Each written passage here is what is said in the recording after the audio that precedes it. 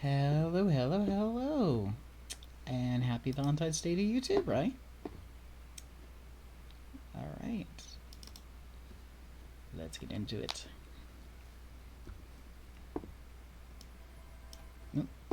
Come on, capture. There we go. I definitely want y'all seeing this intro.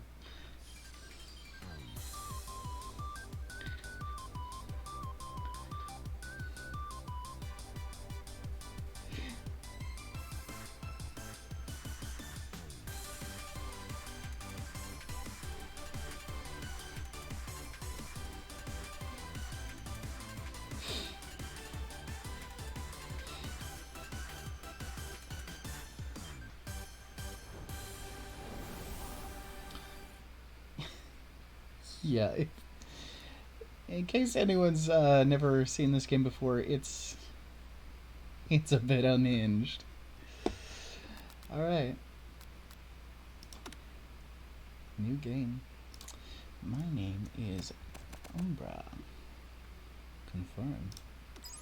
Also, it seems like it's a little bit quiet. Maybe? Okay. Oh, don't crash on me already, game. Please don't. Okay. You sleep softly as the morning sun casts a warm glow through the window of your modest student apartment. The world is peaceful and serene. You could stay in the moment forever.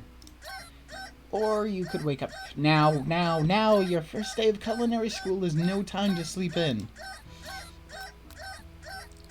Ugh. Lying in bed, you stare at the ceiling, thinking about everything that awaits you at the prestigious University of Cooking School, Academy for Learning. I think most academies are academies for learning, but I could be entirely wrong. Your mind begins to wander. Is that BTS on that poster? I thought they had a deal with McDonald's. Who will be there? What will you cook? What should you wear? A tap begins to fly by and you find your imagination getting away from you. Thinking about the future. You need to take this seriously. Not in character for me, but let's do this option. Better make sure to arrive prepared for the first day.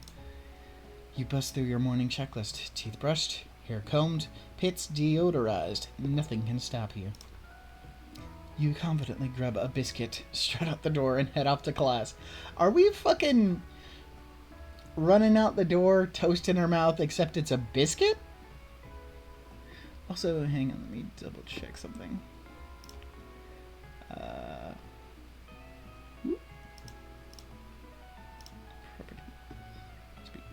Okay, just making sure I'm using the right mic.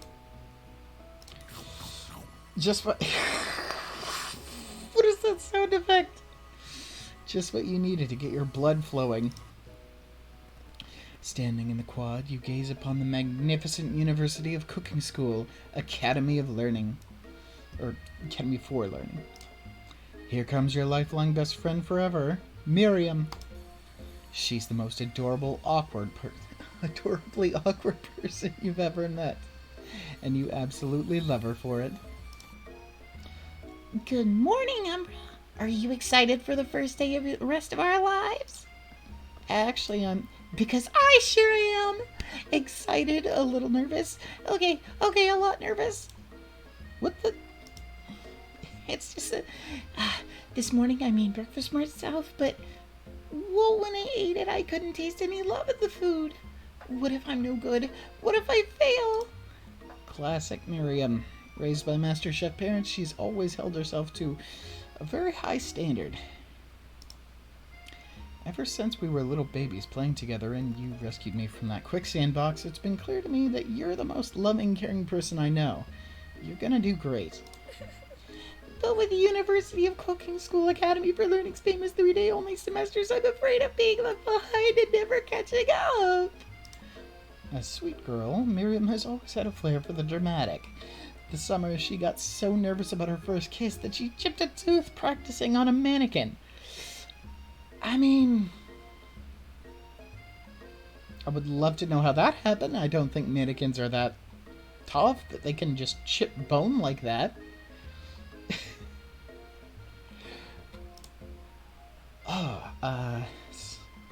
Should you pep talk her or change the subject? Give her some relief. Let's support our friend.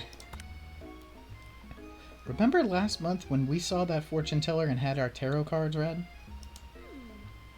The lady with the mask who gave me nightmares? I've been trying to forget. I know she looked spooky, but she was so sweet. And she told you that you were destined for great things. Remember that card with the fancy-looking tower? And that other card featuring the handsome fellow in the red suit? I've been waiting for so long to meet a handsome fellow. Ugh! For so long to meet a handsome fellow I can call my own. And I'm sure you will soon. In no time, we'll be graduating and you'll be delighting the world with your heartfelt cooking in no time at all. As you talk Miriam up, you can feel her nerves begin to ease. You know what? Maybe everything will be okay after all. And if not, at least I have these killer bangs. Can you believe I cut them myself? Yeah. You can definitely believe it. I cannot believe it. Before you can get another word out, you're rudely interrupted when someone smacks your books and custom-engraved measuring spoons out of your hands and onto the ground. Who gave me custom-engraved measuring spoons, or did I actually spend money on that? Hey! It's Ashley, your arch-rival. She's totally evil, but you can't help but be filled with jealousy. She can get anything she wants, and she knows it. Hello, Ashley. Oh, I didn't see you there, chicken shins. You leave Umbra shins alone! They are perfectly normal shins! Ugh, you can't stand Ashley. Even her name is annoying. You know for a fact that it's actually Ashley, but she had to add extra letters to make herself feel better than everyone. If anyone here knows what perfect shins look like, it's us! We're not going to let you or your really weird insults get to us. Across the quad, you see Ashley's best friend, Van the Man. Can he do a can? Has stopped to look at his own reflection in the mirror. His pants are so tight you can see him casually working out his glutes while he styles his hair. Yeah, I'm sure that's what we're looking at. No lie, they're rocking glutes. I'm sure they're great. Van. You rang.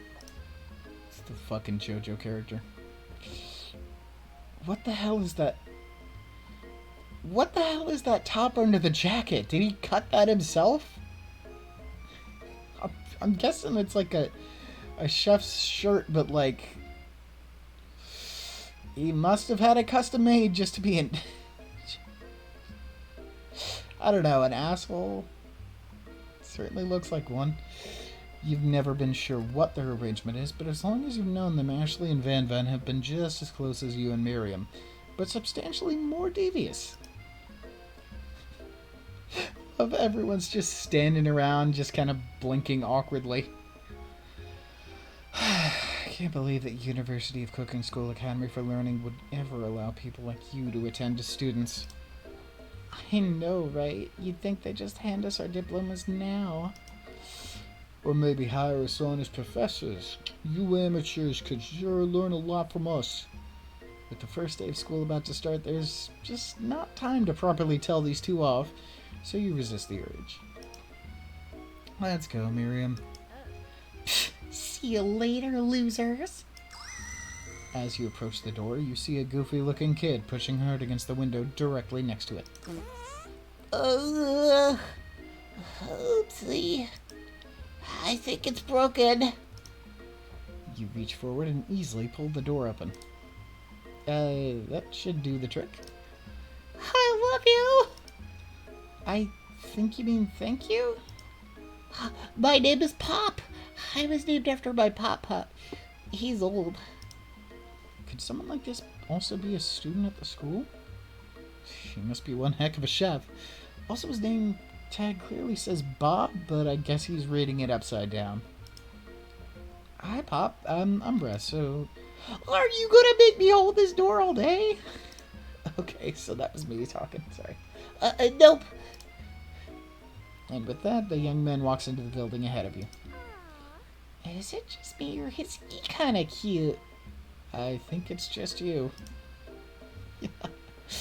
You both shrug your shoulders before following him into the building. You stand at the edge of the room, unsure where to sit. Who the heck is that? Is that like the current CEO of KFC? Other students wander in and keep themselves busy chit-chatting. A scruffy-looking pooch takes his place at a podium at the front of the class. Adorable. No, quiet down, everyone. Who is this unreasonably cute pup, and why is he in our culinary class? You must be Sprinkles, head instructor and CEO of UCSAL. Please call me Professor Dog. I may be cute and little and fluffy, but I still demand respect. Woof! What? A cute dog is our professor? This is the best school ever. I guess only a dog's nose is capable of picking up all the nuances of fine dining. Out of nowhere, wind begins to rush around you as a swirl of cherry blossom petals fill the air inside the classroom. Who left a window open? I'm chilly. Somebody close the window. Called it. And then he walks in. You're immediately swept up in the aura of this new student and his remarkable goatee. Who knew anyone could be so handsome? Time stands still. It's him. If it is my favorite student, Harland. Colonel Sanders interrupts Sprinkles. Sorry, Professor Dog, before he can finish his sentence. Please, call me Colonel. Colonel Sanders. A hushed murmur rolls through the classroom as Colonel Sanders walks down the aisle of desks. Suddenly the room is sweltering. Sweat begins to bead across your brow. You feel like everyone is looking at you, and you're not entirely wrong. And this over here must be Sweaty Sweatslot. Maybe we should open the window back up before faucet pits melts into a puddle and evaporates entirely. Hello, Arashi. I thought I read this out to a RTS. Looked again, it was something else. Brita fooled me once again. What's good? Not this game. It is quite something.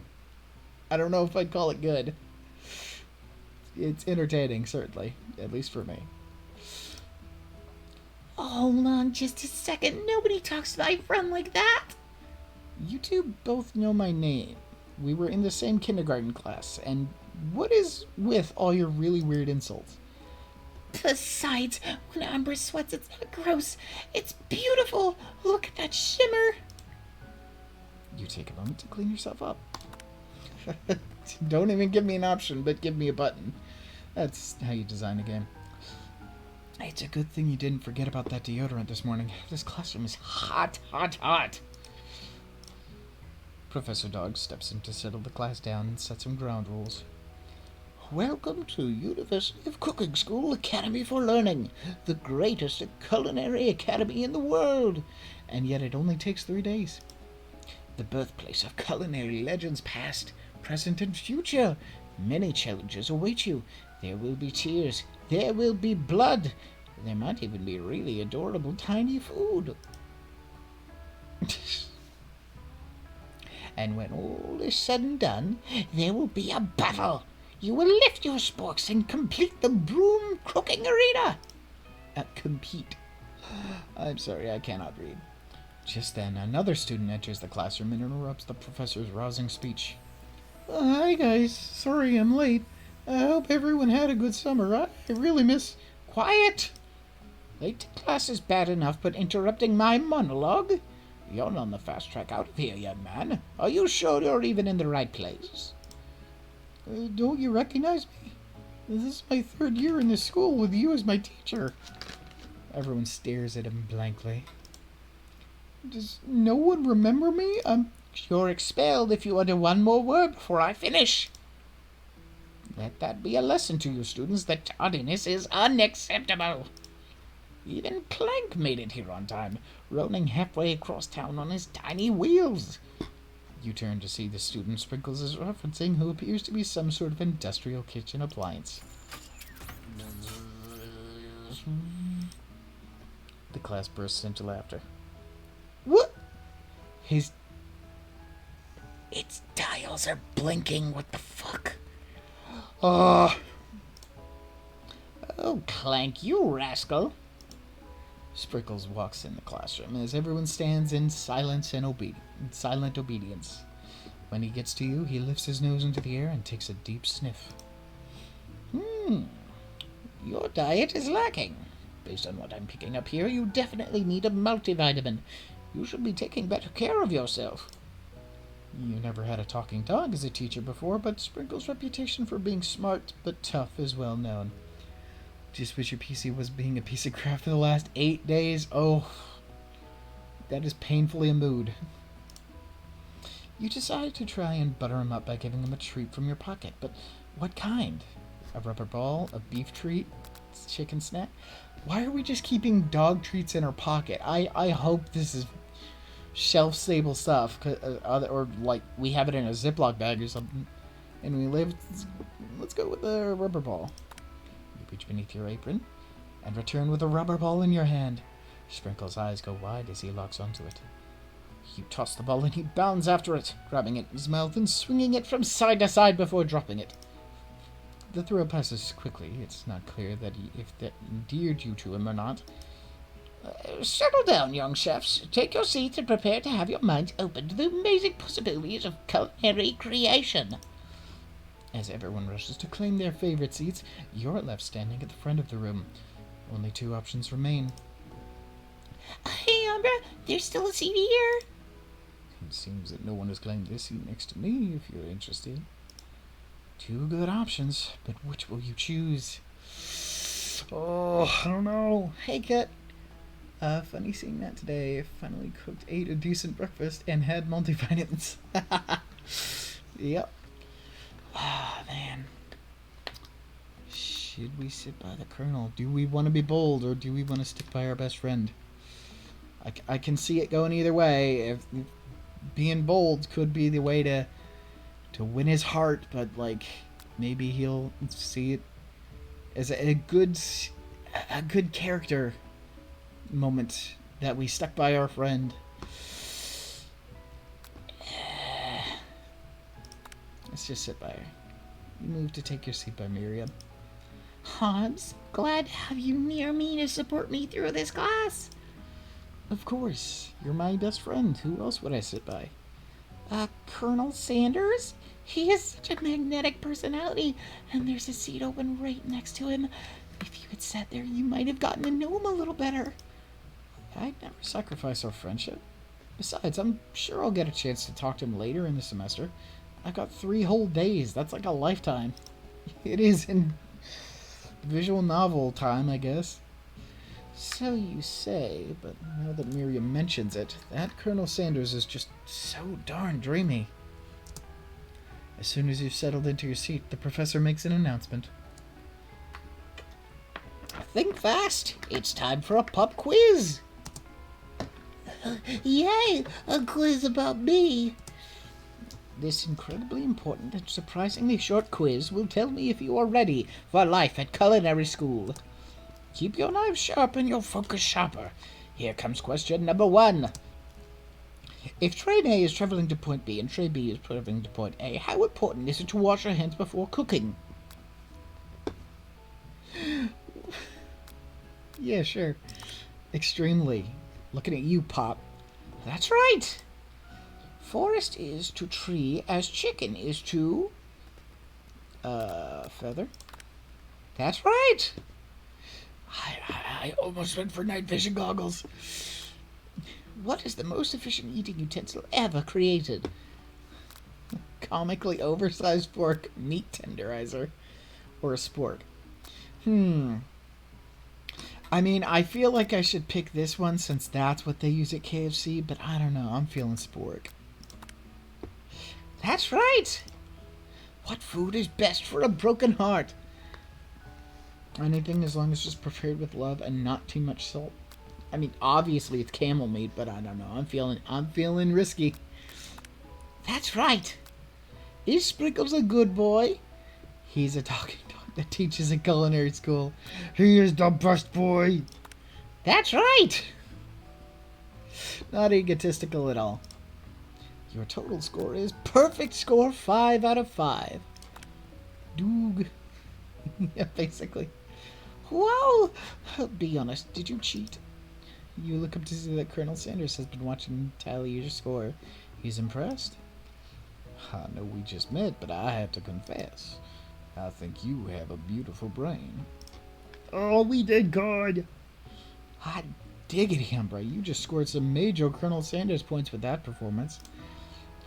May I have your attention, students? I have an important announcement to make. Time for lunch! Yeah, that's how you go. You get in there first thing in the morning, pop quiz, and then lunch. Wow, the cafeteria is as nice as any restaurant you've ever eaten at. It makes sense that a school dedicated to cooking would also be serious about eating. A delicious fragrance wafts through the room and tickles the end of your nose. Your mouth waters. Do you smell that? Oh, that must be your lunch. It smells crazy good. Everyone, can I have your attention? Is it about lunch? No, I just want to apologize for my tardiness. You see, Howdy, folks. I'd like to make an announcement. It's about lunch. Everyone cheers.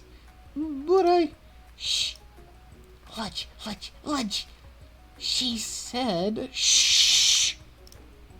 In honor of the new semester, I have prepared something special to share with everyone for lunch. That must be the smell I smelled. Indeed, that smell. You hold your breath, waiting to see what food this mysterious student has created. You've heard that he's very talented, but were the rumors true? Is this? Colonel Sanders lifts a large bucket above his head. Its contents glimmer in the light. Piled high are huge pieces of chicken, breaded and fried to a crispy golden finish. The aroma envelops you and you begin to feel warm and safe. Colonel Sanders has filled a bucket with chicken? What a novel concept. Your stomach begins to grumble as if to say, stop thinking and start eating! For years, I have been developing a secret recipe for the perfect fried chicken. By my calculation, nothing less than 11 herbs and spices are required to achieve the perfect balance of flavors. You look around and notice that every other student has a pen and paper and is scribbling notes as fast as they can. But that's all I'll say about that. What, you think we want your stupid secret recipe, dude? Nah, my dude, nah. I'm just, drafting a West Willing Testament in case, one of those ingredients is poison. Got him. He looks around nervously to see if anyone else is laughing at his sick burn. What is his face? Do you see this shit?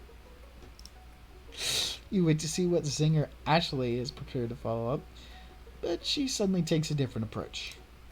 Yeah, and I was just, writing in my diary.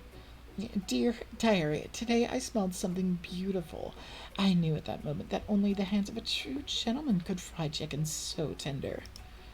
You see her body language change from bitter and evil to sweet and innocent as she slides closer to Colonel Sanders. She realizes that he is destined for greatness and fame with cooking skills like this. She wants him all to herself. Oh, of course we got competition. Oh, please.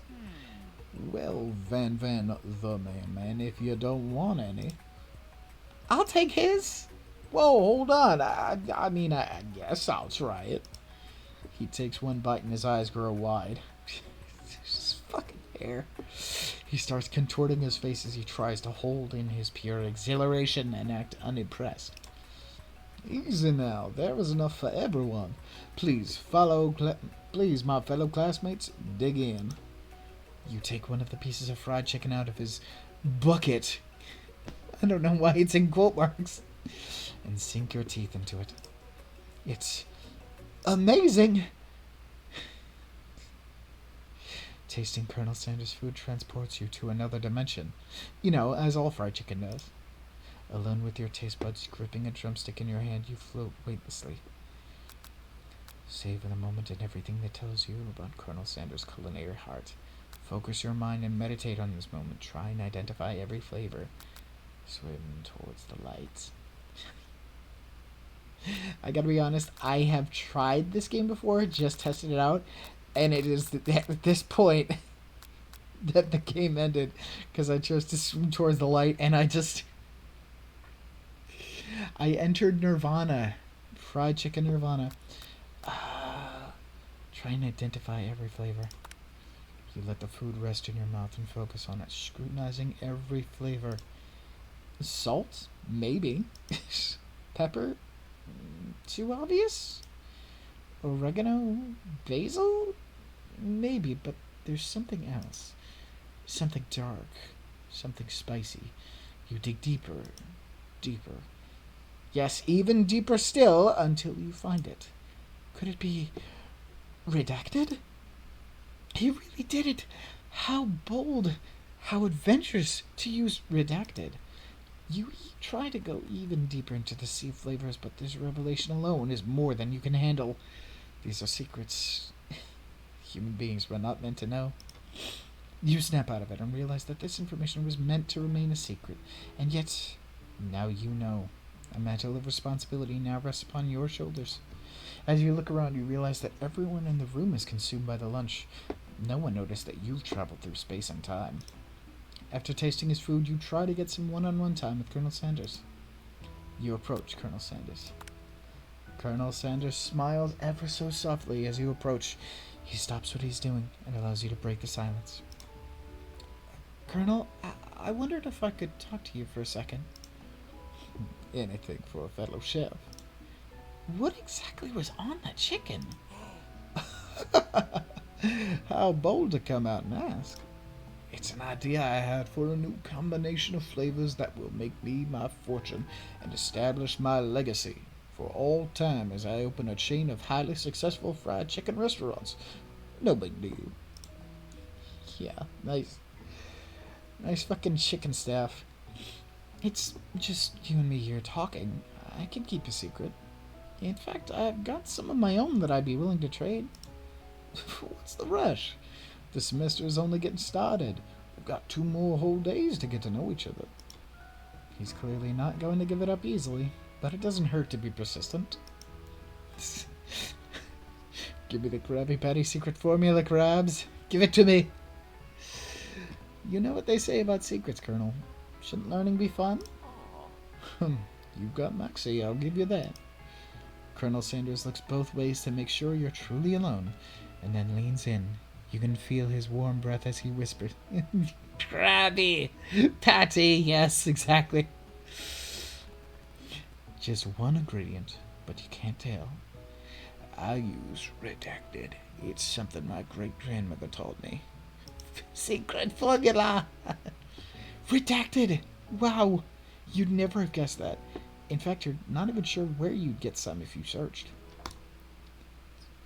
Just put straight up cocaine. And redacted definitely isn't the flavor you tasted before, so now you're 2 ingredients closer to knowing the full recipe. But you don't tell Colonel Sanders that. While you're wrapped up in that huge revelation, you notice that Colonel Sanders has disappeared. While everyone else is still in the cafeteria, you decide to look for him. You find Colonel Sanders outside, standing in the quad. Oh, it's you again. Howdy. I mean, I know we were literally just talking, but howdy then. Sometimes I like to come outside and look at the school buildings. I think about how my story will continue on after I've graduated. Sounds like you have big plans. I dare say the biggest. I will leave my mark on this world. You can bet on that. Alone together for the first time, you figure out how now is the perfect moment to show your personality to him.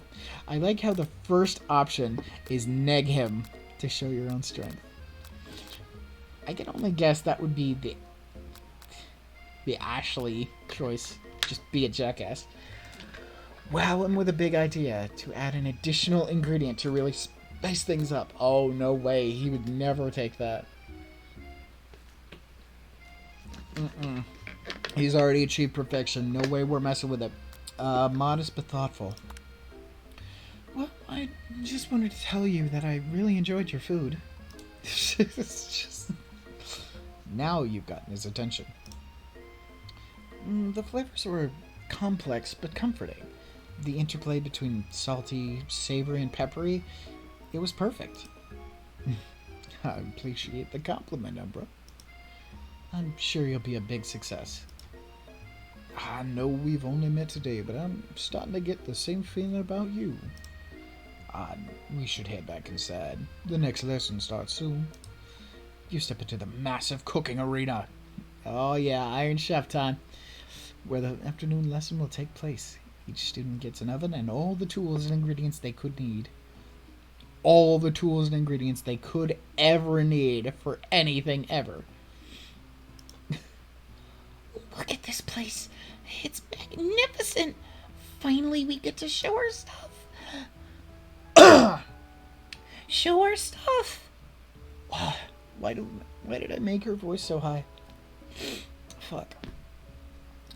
Wait a second. Oh no. We have to show our stuff. What if I totally blow it? You're not going to blow anything. Except maybe kisses to the crowd of fans you're going to earn with your signature adorable tiny food creations. Welcome, students, to the cooking arena. For today's lesson, we'll be cooking with partners. Hurry up and pair off. Naturally, Miriam looks over at you, but unable to control yourself, you pounce on Colonel Sanders. Don't even give me a choice. Hey, Colonel, would you like to tackle this lesson as a team? A team of two, that is. Me and you, if that wasn't clear. Want to be my partner? Sure, I'll prepare our station. Without you as a partner, Miriam is standing alone. Two different students quickly take notice. Hello, new partner. Oh my, two potential partners. I'm so sorry, gentlemen, but I don't know who to choose. It looks like you'll have to pick for her. Friend duties can be a little awkward, but that's the price you pay for not being alone forever. Who do you want to ask to be Miriam's partner?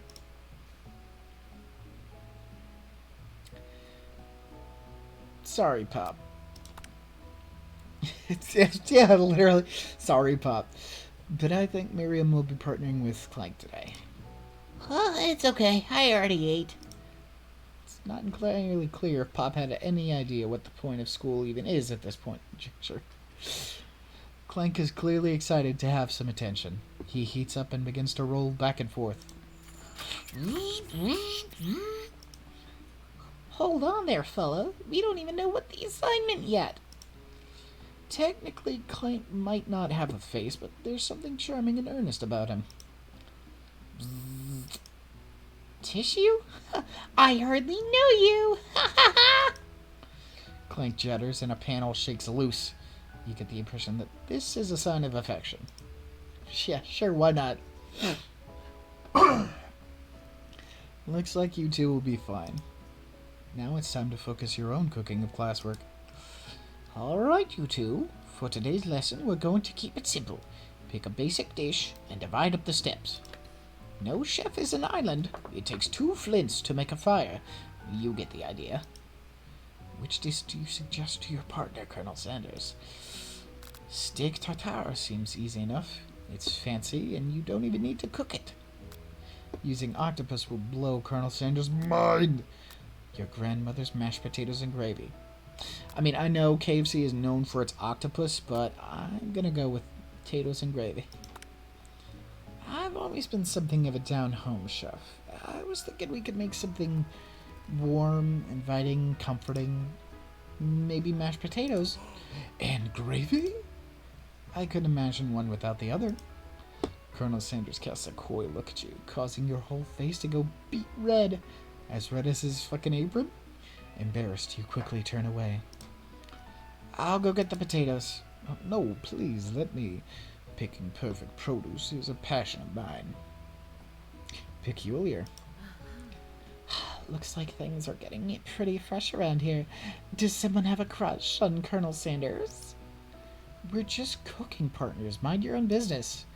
Sanders' heart is my business, and you better keep your fingers off my man. Did someone call for me? No, jeez, Van Van. What is this music?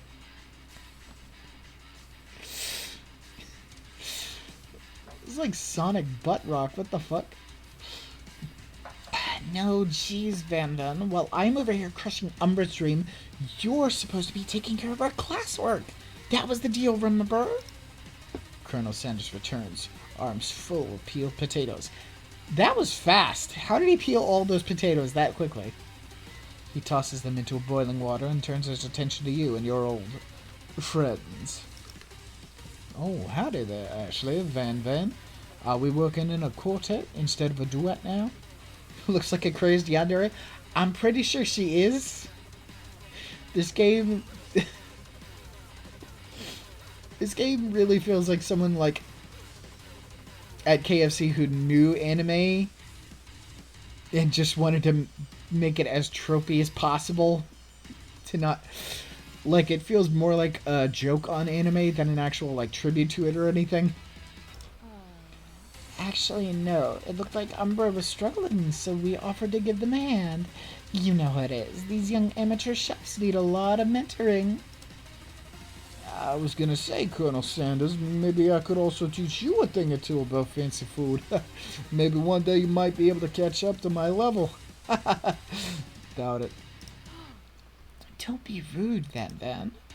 Personally, I have no doubts whatsoever about Colonel Sanders' ability to concoct creations worthy of admiration. After all, your fried chicken was quite spectacular. But, Colonel, if you ask me, I might make a better partner for you than this thing that has positioned itself at your station. Don't you feel deep down that if we cast complementary shadows, we fit together, like a thigh and a drumstick? It just makes sense. Nothing about this makes any sense, but one thing is clear. She's coming for the Colonel if you don't watch out. Ashley is really going at you hard. You need to ask for some backup here before things get ugly. Turn to Colonel Sanders' hunk of hunks in your time of need. Turn to Miriam, your forever bestie who always has your back. That be shrewd.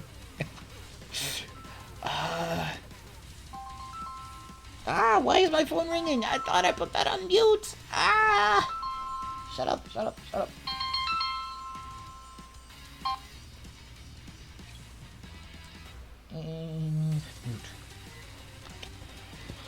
Alright, Colonel. Do you have my back? Please tell me you have my back.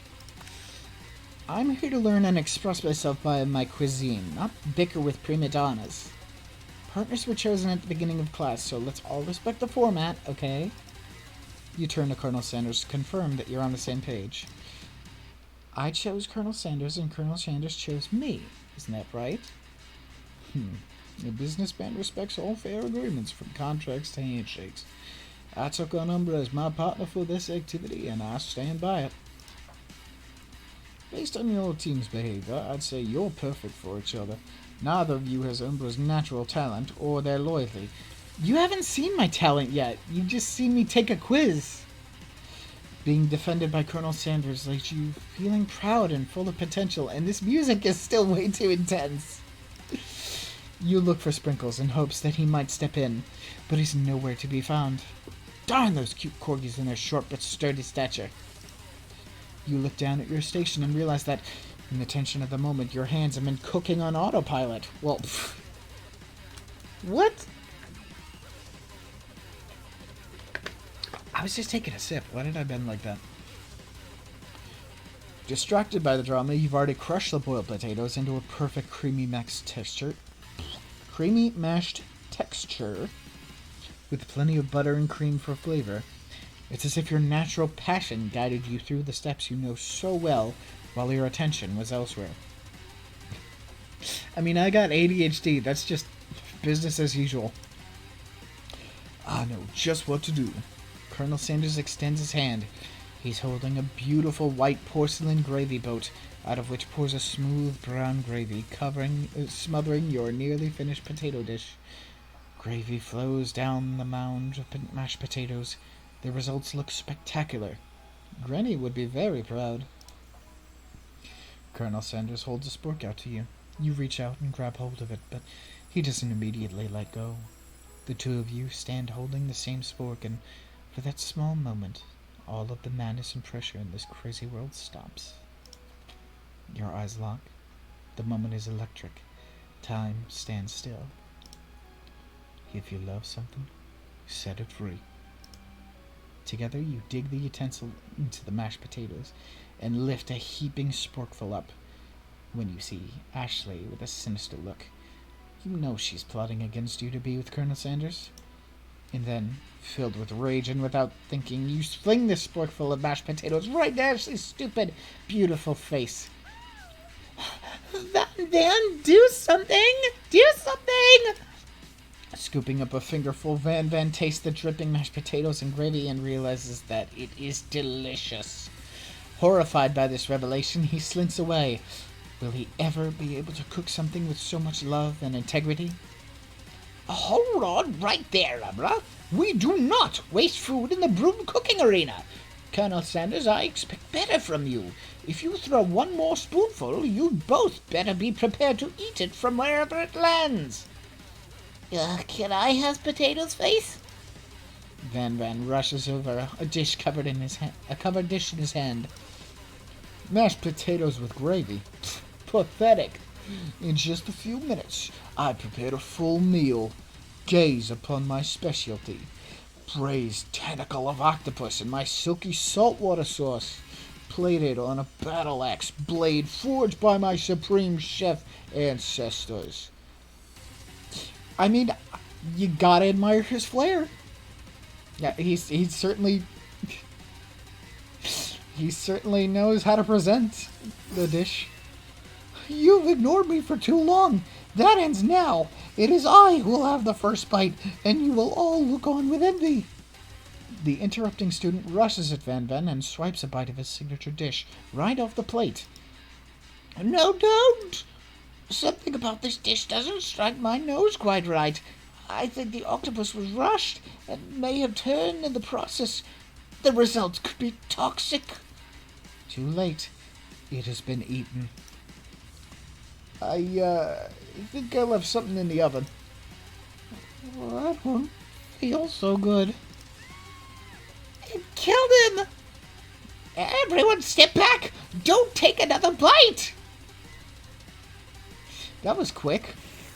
When you look back at the plate, the rest of it is gone. You notice the tip of the tentacle being slipped up in Pop's mouth. Pop winces in pain for just a moment, then is almost immediately back to his oblivious self. Oopsie. Tastes like poison. Tastes like prion disease. The entire class is gathered to watch Pop's final moments. Shock has frozen the whole crowd. They are as motionless as statues. The class bell rings, disrupting the moment and snapping everyone back to reality.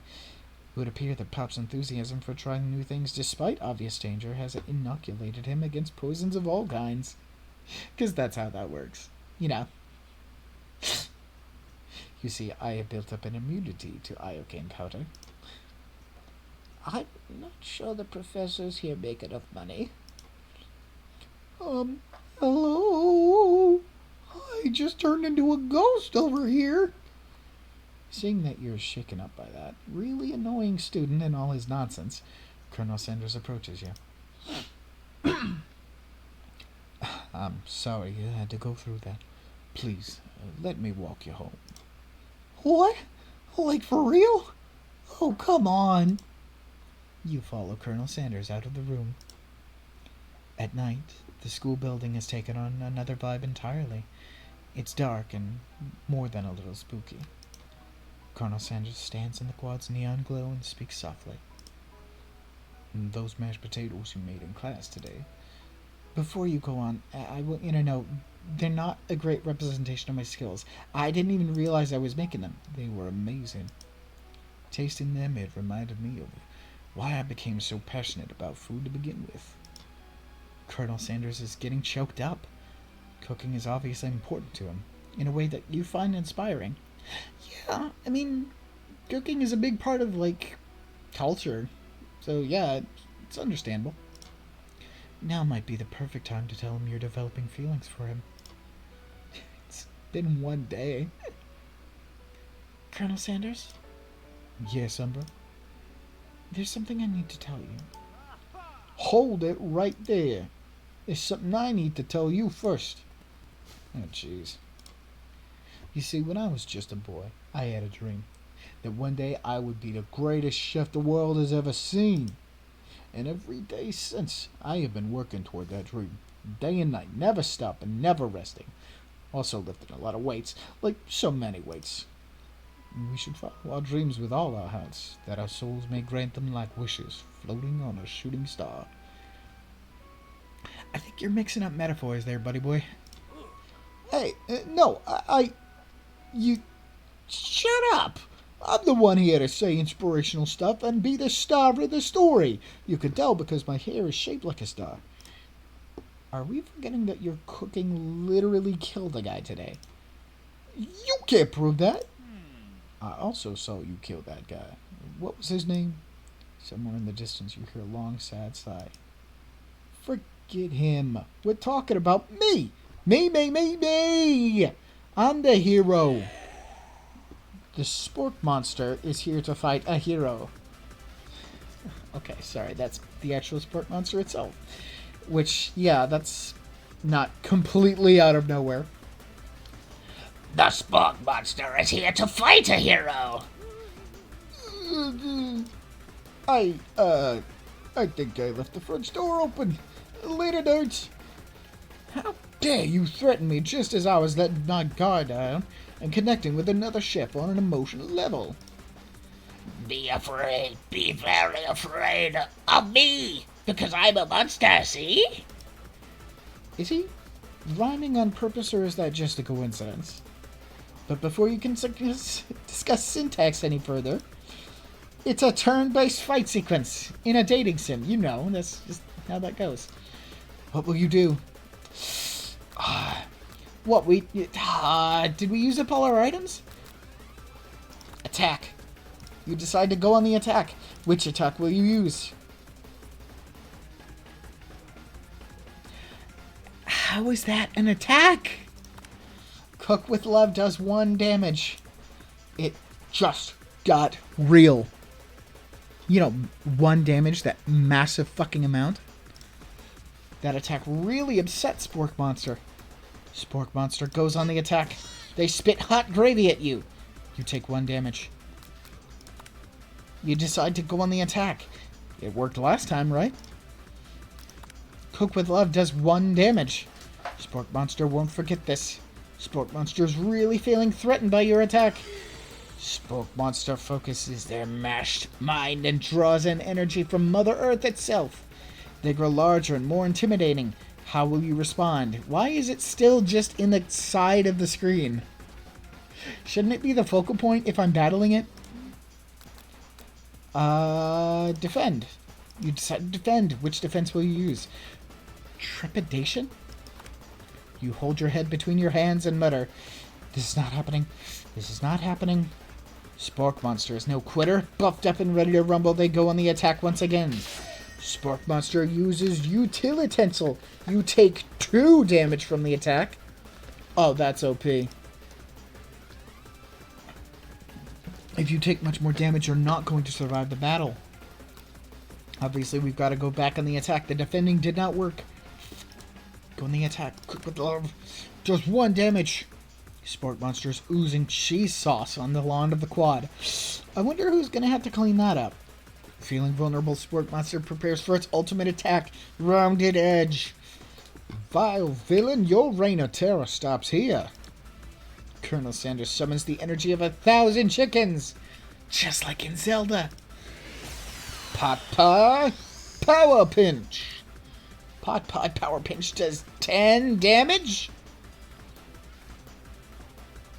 Are you a god? Spork monster is defeated. You save me.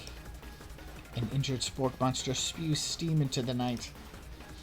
Forget mercy, finish him! Spare this wretched beast.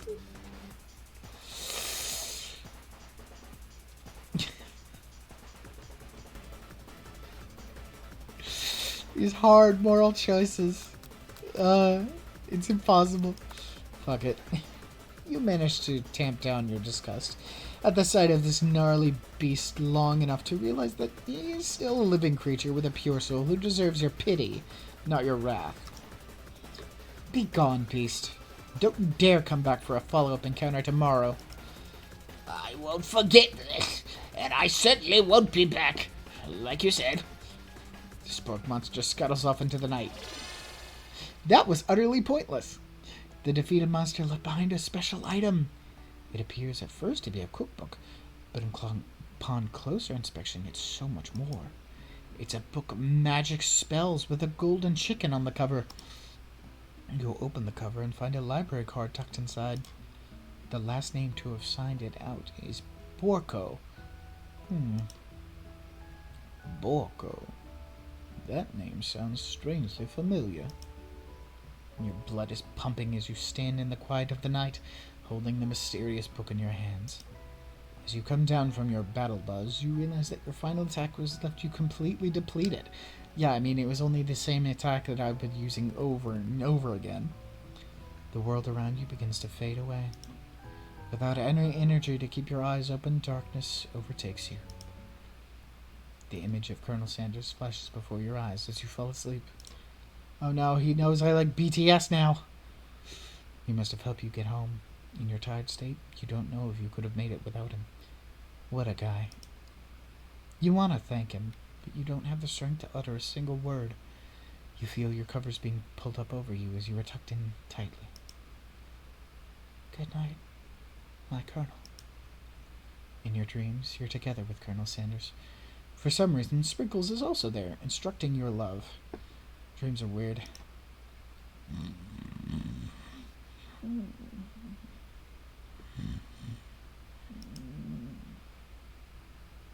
awake on day 2 and attempt to process the wild visions you had. Were they memories or premonitions? You lie in bed and stare at the ceiling, thinking about the secret you discovered while tasting Colonel Sanders' cooking yesterday. You can't believe he really used Redacted. And then there was that secret ingredient that Colonel Sanders went ahead and told you outright. Not much of a secret, huh? It's probably just because he already trusts you so much. Sure, that makes sense. We'll go with that. You meet up with your bestie in front of the school. Before you can tell her about the encounter with the spork monster, she launches into a story of her own. Okay, I know this might sound a little strange, but I think I might be, I think I might like Clank. Like him? Like? I know, it sounds like it's moving too fast, but there's something about him. I like him. We got to talking after class, and he's actually a totally sweet guy. Not only that, but he's really smart. He told me all kinds of stories about Colonel Sanders. Did you know that Colonel Sanders was the most popular kid in his high school? No, but that does make complete sense. Yeah, but he was so popular that he was voted prom king at school he didn't even go to, and was also the convertible that he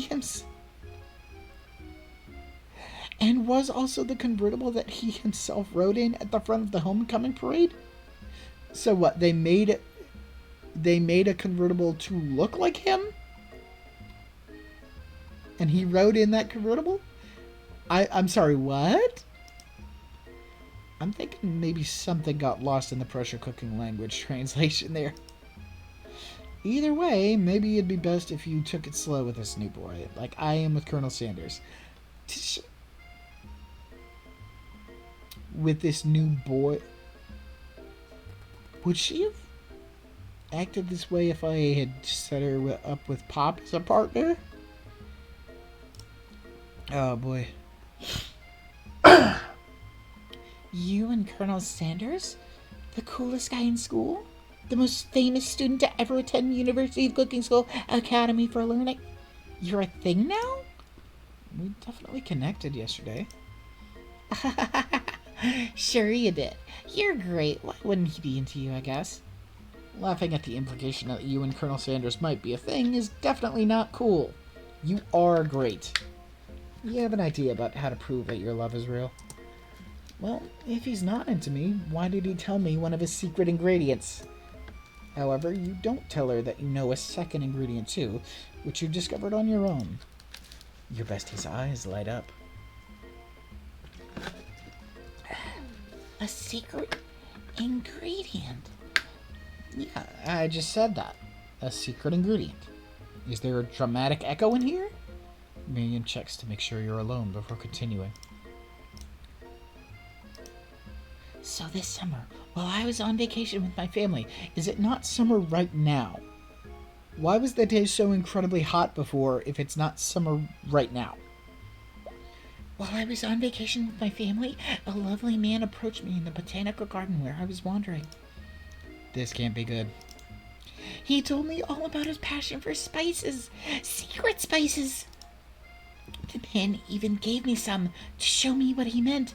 He said it was a powder created from super duper rare dried flower petals, and that if I did him a big favor, I could have some of my own. Please, Miriam, don't tell me. So I filled my suitcase with them and brought them home. He was so nice he even met me at the gate when I arrived. Later, when I cooked with him, a very strange feeling came over me, and the flavor was unlike anything I'd ever tasted. I think you're being very liberal with the meaning of spices here. Whatever. Anyhow, we both share an interest in cooking, so we stay in touch. You know, like pen pals. I bet he would love to know more about the new spices. Well, I'm definitely not supposed to share Colonel Sanders' secret recipe. Besides, I only know the one ingredient, so I doubt it'd be much use to anyone. Please, please, please! It would mean the world to me. No one has it from you or from Colonel Sanders. What do you think? Should you protect Colonel Sanders' secret, or share it with your bestie? He's not gonna like us sharing his secrets. I gotta go with the... I'm sorry, Miriam, I don't want to lie to you, but... I only have two options here. You quickly think of a fake ingredient's name. I don't know, how about... it was Eye of Newt. I know, sounds like some kind of witch's potion, but what can you do? Eye of Newt? Wow! Which, by the way, if you don't know, I believe Eye of Newt just means mustard seed? It's definitely like a regular thing. It's not literally the eye of a newt. Her eyes light up imagining such a thing, and you figure that you've satisfied her curiosity, and she'll move on. However, she immediately turns around and does some thumb typing on her phone that you can't quite see. That's probably not good. That's awesome. My throat does not like all this voice acting. Before you can ask her to confirm that she was definitely not texting secrets to other people, you're interrupted. A wind rushes in. Cherry blossom petals fill the air. It's Colonel Sanders. He's arriving at school. Stand back and admire his majestic glory. Run to him. I don't think I want to run towards a horse. Colonel Sanders' horse is truly a thing of beauty. Without ever acknowledging that he's being watched, he does a short horse dance before dismounting with a flourish. He then slaps the beautiful creature gently in its rear, sending it running free into the countryside. So that was just a random-ass horse, is what you're saying? You are so struck by the sight of him that you lose the ability to speak coherently. Oh boy. Oh, I didn't realize anyone was watching. Don't worry, he knows his way home. Yeah, that's very responsible of you. You attempt to compliment Colonel Sanders, but the words don't come out exactly right. What a horseful beaut you have. What a horseful beaut you have. Dang it, that's what I just said. Being a good friend, Miriam attempts to cover for you. Oh, Umbra just gets really nervous around people they like. What? This is not helping. I mean, they got food poisoning and were up all night. It was gruesome. You should have seen it. She gives you a wink and a smile as if to say, situation handled. Can't blame a girl for trying. And with that, Colonel Sanders disappears into the school, leaving you and Miriam to follow. When you enter the classroom, you can see your two rivals. Ashley and Van Van are doing something bad. By the way, they're hiding. You know it must be really bad. Like, counterfeiting recipes bad. Experimenting with restricted ingredients bad. Summoning a demon bad?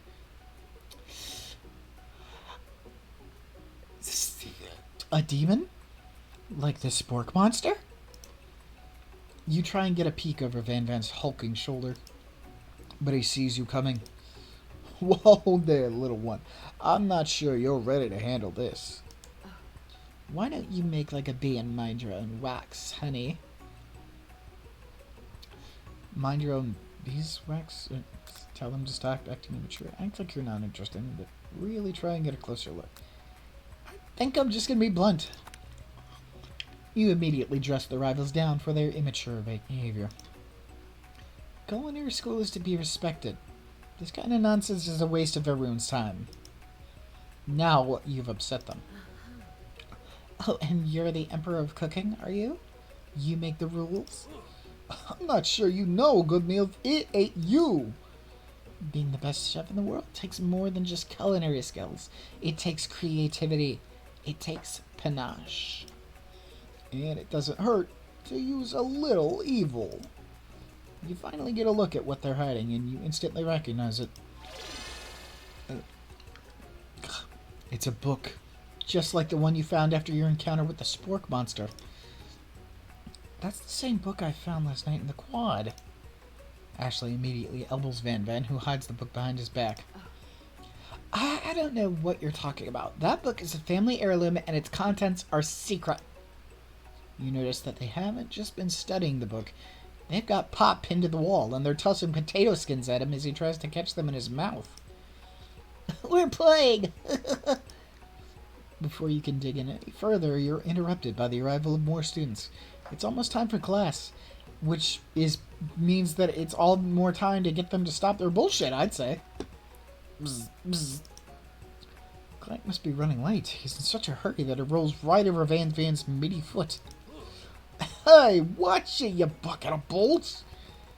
You watch how you talk to him. He didn't do anything. I mean, he literally ran over his foot, but sure. Who do you think you're talking to? I've never heard such language, not even from a stand mixer. No, your mother was a stand mixer. Van Van jumps to attack Clank, but Clank shocks Van Van, sending him flying across the room. How powerful is that electric shock? Protect me, Colonel Sanders. These crazed men are about to come to blows. I think it must be over me. But I'm not interested in either of them.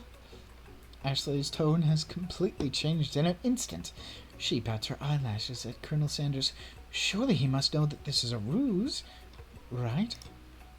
Gentlemen, get a hold of yourselves. Save it for the arena, at least. Or don't. Honestly, what do I care? I've got lofty career aspirations to focus on. Seriously. I'm too busy to get caught up in all your petty squabbles. I gotta focus on being a CEO of a successful... Maybe I can help you with your business plan. I just now noticed that Ashley's stockings have little chicken drumsticks on them. Just then, Sprinkles arrives at the signal the true start of the class day. He's panting, which doesn't seem that abnormal. He's a professor, but he's also a dog. Students, please take your seats. I apologize for my late arrival. I spent the morning chasing a car all around town, and my tiny legs are very, very tired. But I'm here now, and I hope you're ready to learn. You try to give Sprinkles a pat on the head, but he snarls at you. Sorry, I get a little worked up if people try and pet me before I've had my morning coffee. Let that be a lesson to you. After he catches his breath, Sprinkles regains control of the classroom. Does he drink his coffee out of a little bowl on the ground? Or at least a bowl on his desk.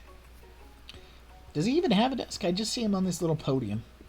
Without further ado, we'll review the global history of my favorite fowl, the chicken. Of course that's your favorite. You want to pay attention to the lesson. Truly you do. Which is why, in 1776, at the signing of the Declaration of Independence, it was a chicken who first signed their name. But you can't help but daydream about Colonel Sanders, and you miss most of the important parts. I mean, again, that's just ADHD as normal. I'm pretty sure we're canonically ADHD. When you come to, Sprinkles is holding a tray of food in front of you. Well, Umbra? Naturally, this appears to you to be a sample platter. Which item do you want to sample? A glass of water, shimmering pepper, a dog biscuit. I don't know what the point of the water would be. I don't like any of these options. Literally just a glass of water, a dog biscuit, which, like, shouldn't the professor be the one eating that? And a shimmering pepper. I've never liked peppers. I don't do well with spicy food. It leaves a horrible bitterness in my mouth. Dog biscuit. Fuck it. Let's see what happens. Because of the shape it's baked in, you assume the dog biscuit is a treat made by Sprinkles. An example of his own culinary talents, perhaps? You reach out for it when Sprinkles jumps up and bites onto your cooking apron. What kind of monster would steal a dog's favorite biscuit? Your apron is left in tatters. The entire class looks on in horror as you fall unconscious from the embarrassment. I never even got to taste it. Is this the end?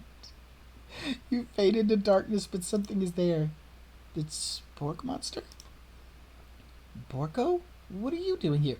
Wait, Borko is his name? It's not your time, my friend. Your act of kindness has not been forgotten. Does it give you a free continue if you spare him? What? You watch as your apron magically repairs itself. You won't have to live in embarrassment anymore. Thank you, my friend, wherever you are. Which item do you want to sample? Get it right this time. I don't know. Shimmering pepper might be too spicy for us, and we might burn our mouths off. Let's just go for a glass of water. You grab the glass of water and gulp it down. It's cool and crisp like the purest snow melted by a mountain spring. Hey, that was mine! It was from my favorite toilet! You owe me $6. So you paid $6 for toilet water and then put it on a platter in front of me. Good to know. And you've got excellent taste. You think to yourself, geez, I should pay better attention. We all make mistakes. I'm sure he'll forgive you. Someday? Oh, come on. It's time for lunch. Yeah, maybe get the toilet water taste out of my mouth. Before anyone can relax, the cafeteria lights dim, and your rivals enter to make a dramatic announcement. Today's lunch will be prepared. The time competitive cook-off. The level of theatrics with these two is off the charts. Demand that they stop wasting everyone's time? Oh, obviously, we're on. Bit of lunchtime competition, eh? Count me in. If I have to wipe the tables with you fools before I set my lunch down on it, so be it. I'm not the fool. You're the fool. Fool. Good one, Van. I like your gumption, Umbra.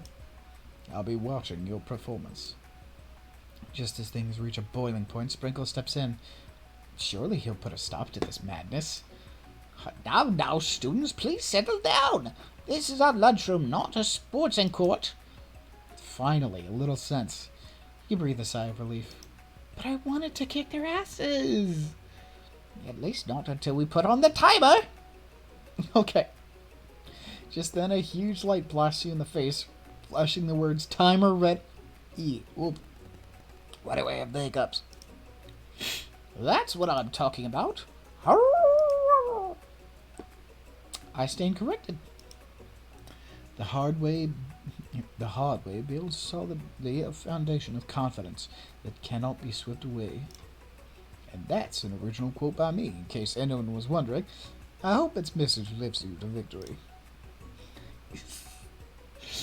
Doesn't have a big head at all. Like a diamond, I was formed under pressure, and now is my chance to shine. I will defeat you myself. You had his chicken and you made mashed potatoes and gravy on day one, and you're feeling like you can really press him again here. It's time to boil some water for the potatoes. Think fast. If the timer runs down, you'll be forced to pick randomly. It always boils 100 seconds after you turn the heat on. 100C. That's right, but how would you have gotten to the school without knowing that? Winner gets to rub my furry belly. Let that enticing offer motivate you. You're gonna need to season this chicken before you cook it. You don't know Colonel Sanders' recipe exactly, but you have an idea. How many herbs and spices did he say he used? 11. That's right. You may not know all the ingredients yet, but at least you're headed in the right direction. Tail wagging intensifies. Yeah, that really... You could have just put that in this block rather than his dialogue blocks. Now that you've got some basic steps going, it's time to elevate your craft. What state of mind offers the most flavor? Vigilance, trust, gratitude. Vigilance. That's wrong. Fuck. I'm begging you to get it together. Get it? I'm a dog. It's never the wrong time for some dog jokes. Next question.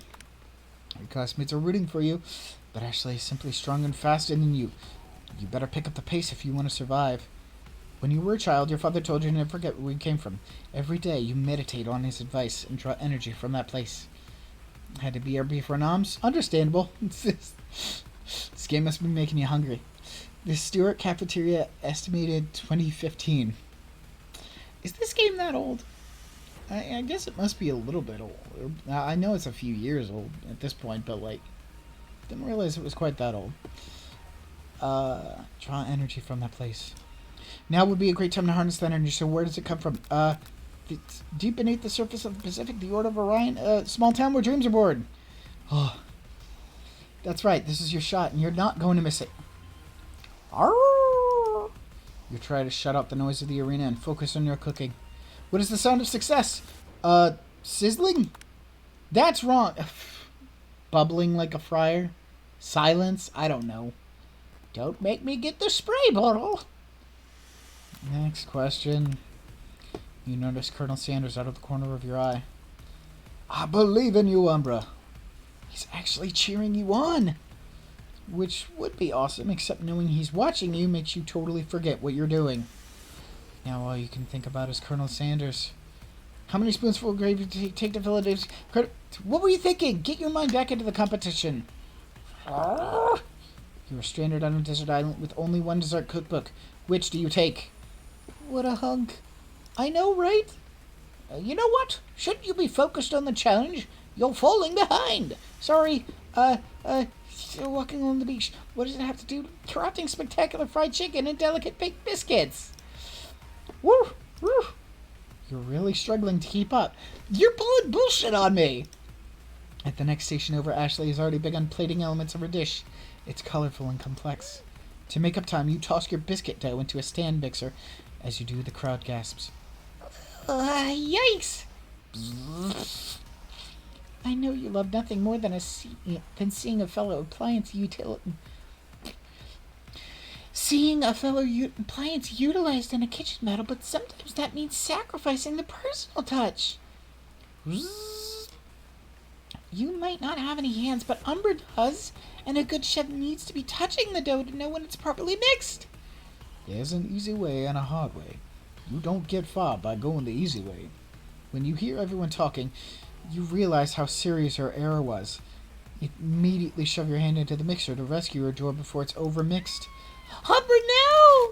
But you're not fast enough and your hand gets stuck. It's immediately crushed by the quickly spinning beaters. There's no way you'll be able to use that hand for the rest of the match. Colonel Sanders shakes his head in shame. Is this all because we got a couple of the questions wrong? That we're failing like this hard? What you often find is that the easy way can turn out much, much more difficult. Everyone stop what you're doing right now! This battle is over! It can't be. I was so close to finishing my dish. Sweetheart, look at your hand! You simply can't go on! Aw, that's too bad. And here I am with a completed dish ready to serve. Surely that makes me the winner by default. No, it wouldn't be fair to compare the two on account of Umbra's injury. You see Sprinkles begin to lick his doggy chops as he locks onto the dish. But I suppose you should at least tell us what you prepared. Well, because I'm the sweetest, I skip straight to dessert. Under this white chocolate dome, you'll find a wide array of delights, taking you on a journey of flavor that tastes good and tells a story of excellence. I was going to ask Umbra to do the honor, but since you're injured, I'm afraid that pouring this creamer of delicate hot chocolate sauce might be too difficult.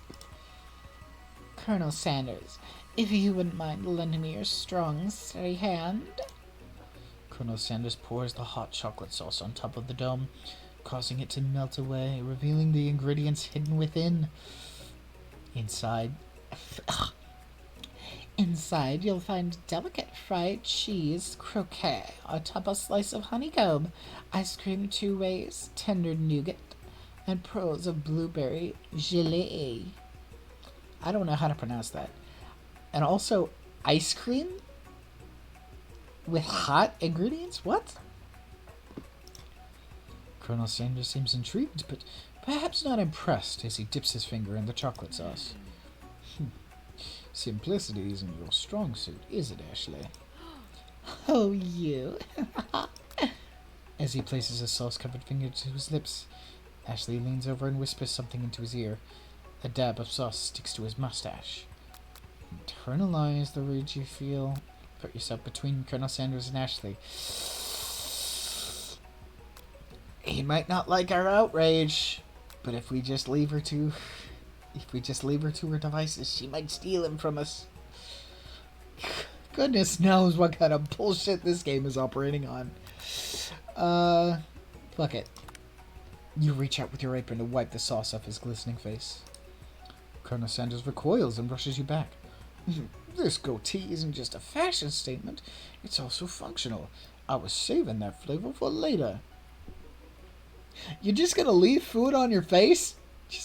Just for when you feel like having a snack? Dude. Game over.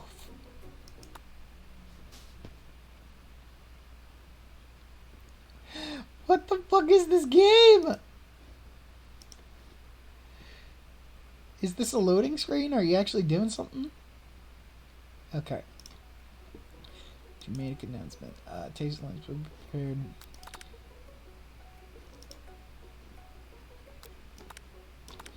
Tell him you're on. Time already! That's what I'm talking about. Alright.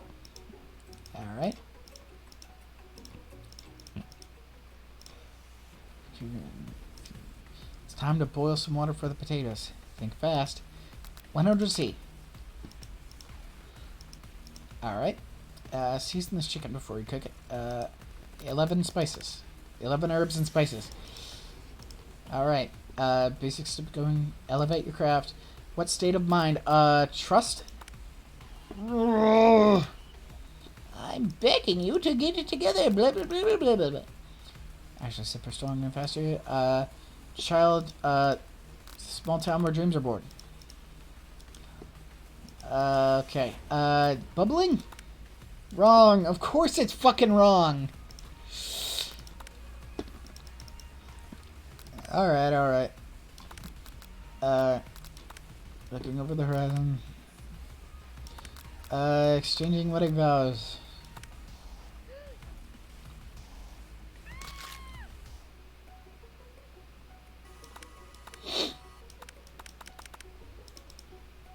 Alright. Internalize the rage you feel. Your rage burns so intensely within your eyes that they burst into flames. The flames cause your eyebrows to catch fire and turn to ash, and they fall off of your face, which means people will have a hard time understanding your emotions for the rest of the semester, perhaps forever. Embarrassed and ashamed by your poor performance, not to mention your crispy fried brow, you run for the quad to be alone. Oh my gosh, this game. It's so dumb. Beautiful weather feels like an insult. Inside of you, a storm rages. It's Colonel Sanders. He's probably here to tell you that he and Ashley are in love and have decided to get married. And he won't even ask you to cater his wedding because you're a terrible chef and an awful person. You try and hide from him, but he approaches you directly. I know you're hurting right now. Not just from the devastating loss, but from that run with the mixer and that small fire. We should get that checked out. I'm fine. Can't you just leave me alone? I'm a loser. I'm not fit to fill your fryer. I'll never be a master chef. Failure's a part of life. Not just for you, but for all of us. Do you think I've never failed at anything before? That's exactly what I think. Well then, think again. I wasn't always the man you see before you. Enrolled in culinary school, incredibly handsome, successful, motivated. Not to mention modest. Well, handsome, sure, I was born that way. But I've walked other paths and arrived at dead ends. I was passionate about life, but I failed as an obstetrician. I was passionate about justice, but I failed as a lawyer. I was passionate about livestock, but I even failed as a mule handler. That one was especially humiliating. Yours can be so cruel. I lost my business partner to a gunfight. I didn't know. People see my delicate ribbon and tie and, well, my well-kept beard and assume that I've got it all together. Which is true now, but it hasn't always been. Sounds like this guy could really use a hug. I've resolved then that I was going to amount to something. No amount of hours, labor, or money would deter me from giving the best I had to give.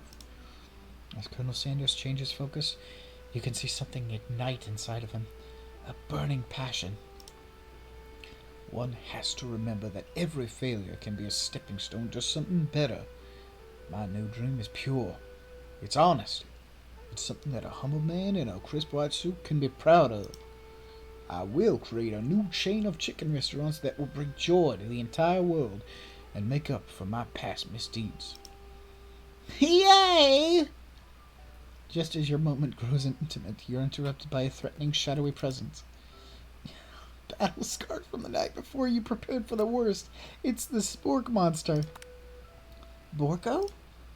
It is I know I said I wouldn't be back, and after the whole fight to the death thing, maybe you don't really want to see me anymore, but I just wanted to say that I was wrong to attack you, and I apologize. I know what it's like having to always look over your shoulder. Monster problems, am I right? If only you knew who was playing this game. Oh, thanks, Borko. I'm glad there are no hard feelings. Getting jumped by a giant creature in the dark of night can really rile a person up. I also want to apologize for the way I switched right into attack mode. I know that you're strong, and cooking school can put a person under a lot of stress. I actually used to go to the school. I wasn't always a spork monster, you see. I don't believe it. You were human once? Well, no, I was a golden retriever, but I was still a student. Until one day some mean kids with a magic spellbook cast a dark enchantment on me, and I was forever transformed. A magic spellbook? Precisely. I had procured a copy for myself, but somewhere along the way I've lost it. If you find such a book, I beg of you, respect it. You're a powerful chef. You shouldn't rely on such dark and evil magic. No, you should be protecting the innocent from those who would cheat them through sorcery and guile. If you need me, don't fear. I will be there. Sounds like there are some bad cooks in the kitchen of life. Umbra, together I am sure we can defeat them. Come back to my hideaway and we can discuss. A personal invite. You can't imagine what Colonel Sanders' home must be like, but it sounds like you're about to find out. Stepping inside Sanders' home, surrounded by things you start to feel a special bond with him. It looks like you lived such an exciting life, Colonel Sanders.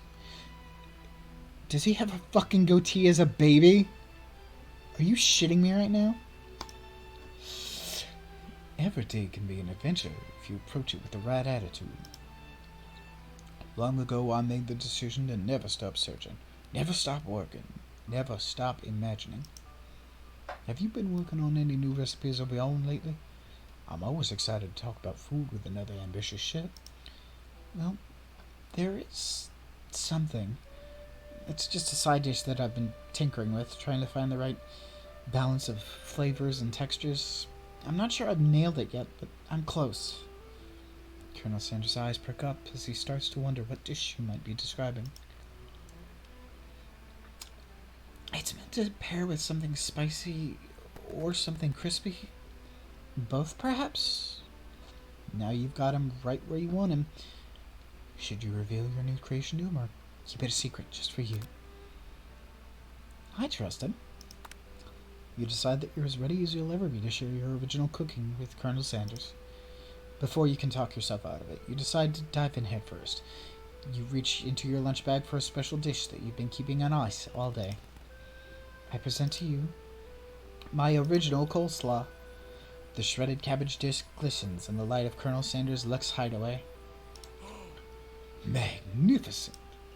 Together you chow down on the creamy slaw until just a spoonful remains in the bowl. Do you mind if I hold on to the last bite? I'd like to have it around so that I can admire its taste later and think back on this moment. You could offer to make him more, but he seems like a very sentimental kind of guy. Sure, why not? Please, make yourself comfortable. I'll be back in just a moment. You realize that now would be the perfect time to do some snooping. Around the room are various items that you can look at closer. Each item seems to radiate memories and emotions. Tap on an item to discover more about the Colonel. An adorable little baby boy crawls across the floor. From the goatee and mustache combo he sports, you figure that this must be Colonel Sanders himself, as a fucking baby, with a full-grown white goatee. That, or maybe it's the drumstick that he seems to be waving like a rattle. Who frames a baby picture of just themselves? Probably the same type of person who would make their own face the logo of the company they founded, am I right? Tap on an item to discover more about the Colonel. How about the candle? A scented candle. You pick it up and try to identify the smell.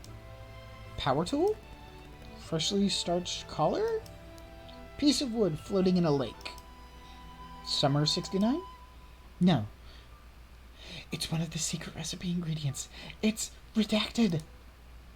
Tap on an item to discover more about the Colonel. What is this?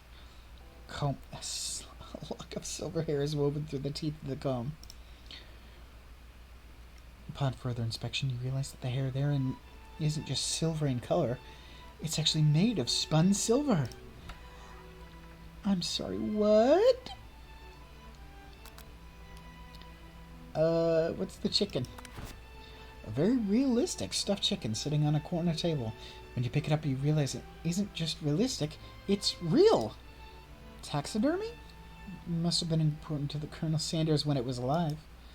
A little note clipped to the chicken's foot reads, "The true state bird of the great state of Kentucky." Tap on an item to discover more about the Colonel. You gaze out the window and cross the vast lake and mountain range beyond. Just then, the ghost of student pops up.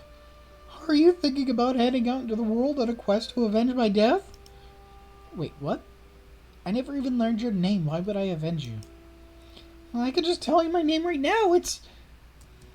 Can't you see I'm in the middle of something? You open the window a crack and the ghost of student is swept out with a breeze. Oh, good lord. You take a closer look at a large urn sitting on a nearby pedestal. There's a plaque on it. It's dusty, but when you wipe it off, you can read the inscription. It says, "Here lie the ashes of all my past careers and business failures." Here lie Squidward's hopes and dreams. Poor guy.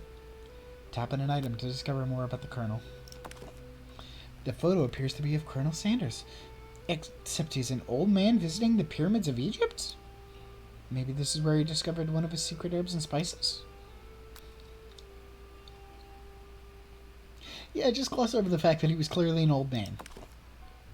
One of the framed photos shows an old man who looks a bit like Colonel Sanders standing with a friend. They hold fried chicken drumsticks and appear to be cheersing them. You look closely and see that there's a short inscription. I wonder who my friend Pete is. So he just straight up... he just straight up is an old man? He's just also a thin anime guy that must be where he keeps the secret recipe. You think for a moment. What number is important to Colonel Sanders? Then it dawns on you. As soon as you turn the dial to 11, 11, 11, the safe opens. Inside it you find a single note. Can chicken be prepared sashimi style? Tap on an item to discover more about the Colonel. I think that's everything in the room. Let's go to the door. Oh, there's a closet. Open the door to Colonel Sanders' closet and find a row of his signature white suits hanging within. You take one off the hanger and try it on. The jacket is a bit big for you, but it's soft and comfortable. You give yourself a deep hug, breathing in his scent.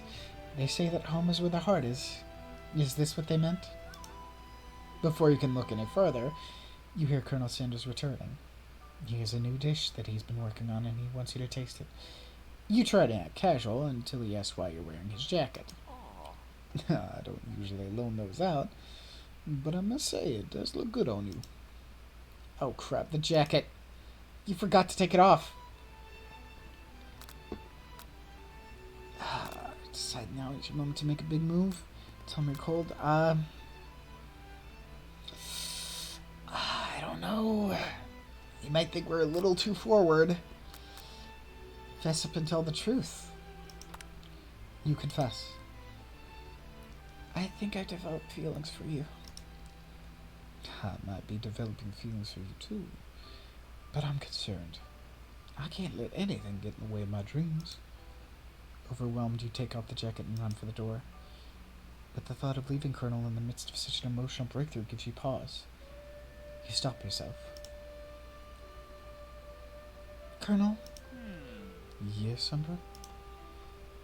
I honestly think this may be the beginning of something wonderful. I think you're right. We should take things slow. You talk late into the night and drift off into a slumber. Dream sequence. You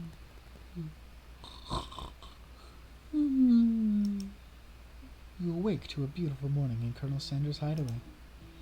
Did you make the right decision on how to respond to Colonel Sanders? Only time will truly tell. Today is the day that could change the rest of your life. You think about the new secret ingredient you just learned about, redacted. In some jurisdictions, redacted isn't even legal. It's literally just straight up drugs. But if the recipe isn't secret, how will they know? Your thoughts are interrupted when Colonel Sanders emerges into the room. He's holding a gorgeously plated breakfast, and your mouth waters at the sight of it. Here's a simple breakfast I just whipped up. It's meticulous. Yeah, just one biscuit torn in half and a single drumstick. Marvelous. Absolutely meticulous. You taste Colonel Sanders' food and it takes you on a journey. When you return, he's waiting to ask you an important question. So, would you say that we're the perfect match? How presumptuous. My cuisine and your taste buds, that is. Such confidence. Take it down a peg. Could he be the world's greatest gift to cookery? That might be too obvious a choice, but that might be too mean. I never know. Fuck it. You know, I think we might make a great team. A single tear begins to pool in the corner of his eye as he gazes out the window. And with the right business partner, I know I can't fail. Business partner? Could he be talking to you? It's all happening so quickly. Overcome with emotion and confused by your feelings, you're on the verge of tears. Unable to speak, the only answer you can find is to run out the door and get home. There's still one more day of school after all. The University of Cooking School Academy for Learning waits for no one. You get home to find something very surprising. Your best friend is there waiting for you. Where have you been? Because I had one heck of a night. I've been desperate to talk to you about it, but I couldn't find you. I got worried that something had happened to you. It's okay, but now that it turns out you're fine, I can finally get you up to speed on the saga of Miriam. Sure, but you will not believe what happened to me after school yesterday. I went on a date. I think I can believe that. Since I'd been partnered up with Clank, he asked me to go out with him. Of course, I told him you better keep your dial turned to polite and respectful. I'm not that kind of girl. But he was just interested in spending some one-on-one time together and getting to know me. So he said, yeah, sure, I can get to know the little metallic guy. Long story short, he took me skydiving with his friends, but things quickly spiraled out of control. Quickly spiraled out of control with skydiving? No, really? Also, yeah, you just want to get to know someone. Definitely take them up in the air to skydive. Did she just say skydiving as if that's a typical first date to go on with a talking pressure cooker? And now I'm not really sure where we stand. You don't give Miriam the time to tell her whole story, however. Bottling up the details of your own night is just too much to bear. And I went on a date too. Back to Colonel Sanders' house, where I spent the night with him. You what? Nothing happened, but the emotional connection. Wowzers. Miriam offers to support you no matter what you do. Together with your bestie, you feel like you can do anything. When you arrive at school, you encounter your rivals in the quad.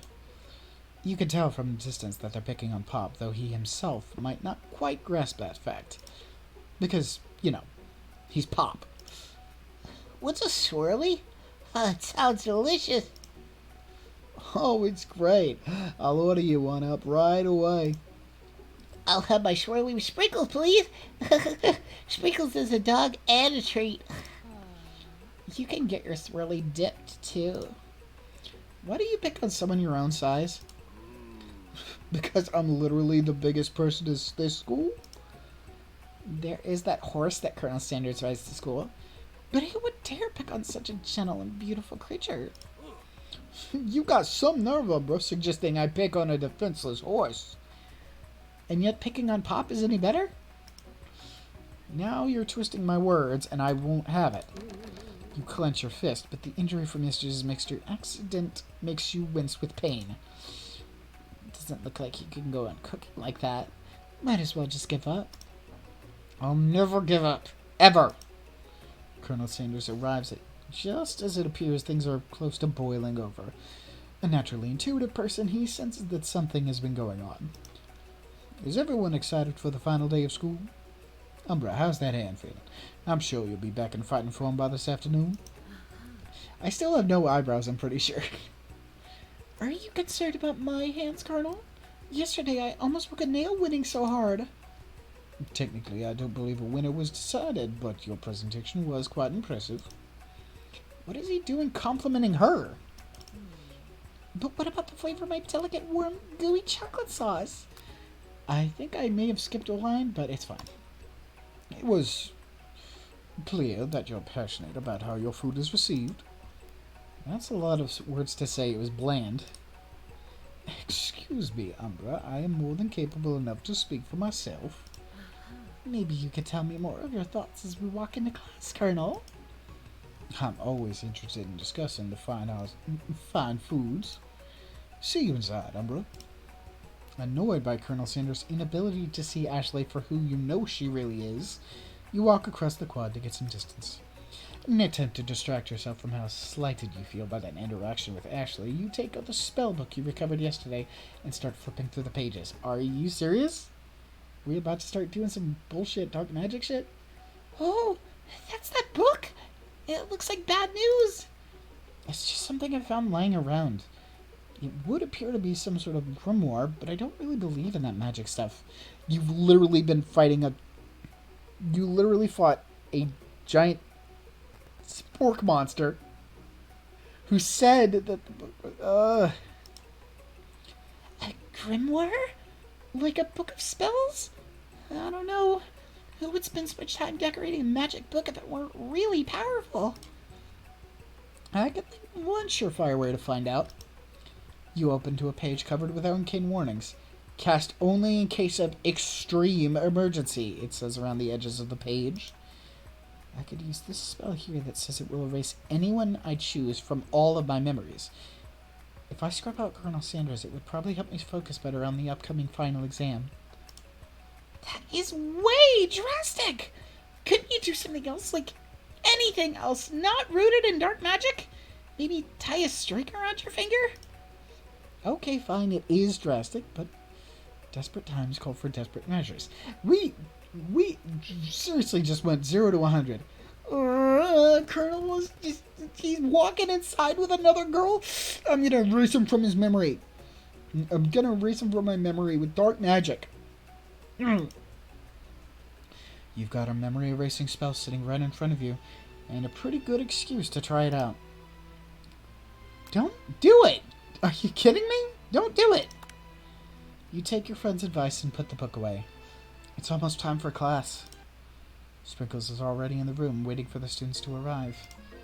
He clears his voice to make a quick announcement. I want you all to know I feel something of a dog moment coming on, but I assure you it's nothing to be afraid of. His cute little nose scrunches up and he begins to breathe quickly. He must be hungry. Reach for some old homework to give him a snack. Dogs can be rather unpredictable, especially Sprinkles. Wait to see what happens. Let's wait to see what happens. Let's not jump into anything. Sprinkles stops in his track. He focuses on the windows. The room is deadly silent. When you follow his gaze, you see a tiny orange squirrel perched on the cherry tree outside. Sprinkles turns feral and runs to the window of the classroom. He begins barking uncontrollably at the squirrel outside. Terrence! I told you never to come back here, Terrence! I will destroy you, Terrence! Sprinkles is barking furiously, drooling, with drool flying off his face. The squirrel looks over, but doesn't say anything back. You wonder, is that even a talking squirrel? Who named him Terrence? You better not show your chubby cheeks around here ever again! After Sprinkles is satisfied that his presence has been felt by not only Terrence, but any other squirrel in hearing distance, he returns to his professional tone. I apologize for that outburst. This actually brings up an important point. Thank you, Umbra, for reminding me to dole out this indispensable bit of wisdom. You see... But before he can go any further, Miriam's love drama spills over into the class. Sprinkles is interrupted by words and sparks coming from the back of the room. I told you to save it for after class! You think I wanted to be thrown from a plane strapped to a stranger? Miriam and Clank appear to be arguing, but you still haven't learned to speak Clank's language and mechanical noises. But no, you had to show for your cool friends, Jeff and Joan. J&J forever. Watch us form a triangle in midair as we descend. Triangles are the strongest shape, don't you know? Yeah, well, that doesn't make it a great date. Well, then take Jeff and Joan with you. You could all hold hands as you pedal down the mountain or off a cliff for all I care. Clank begins to shudder. Steam pours out of the gaps in his panels, and then a loud ding stops him in his tracks. No amount of seasoning is going to make me want to eat that, Clank. Clank burps out a completely deep-fried sneaker. Considering that he himself has wheels, not feet, it's not entirely clear where it came from. In terms of deep-fried footwear, I guess it looks okay. Clank slowly rolls out of the room to be alone with his shoe. Everyone tries to pretend like they didn't see that entire thing go down.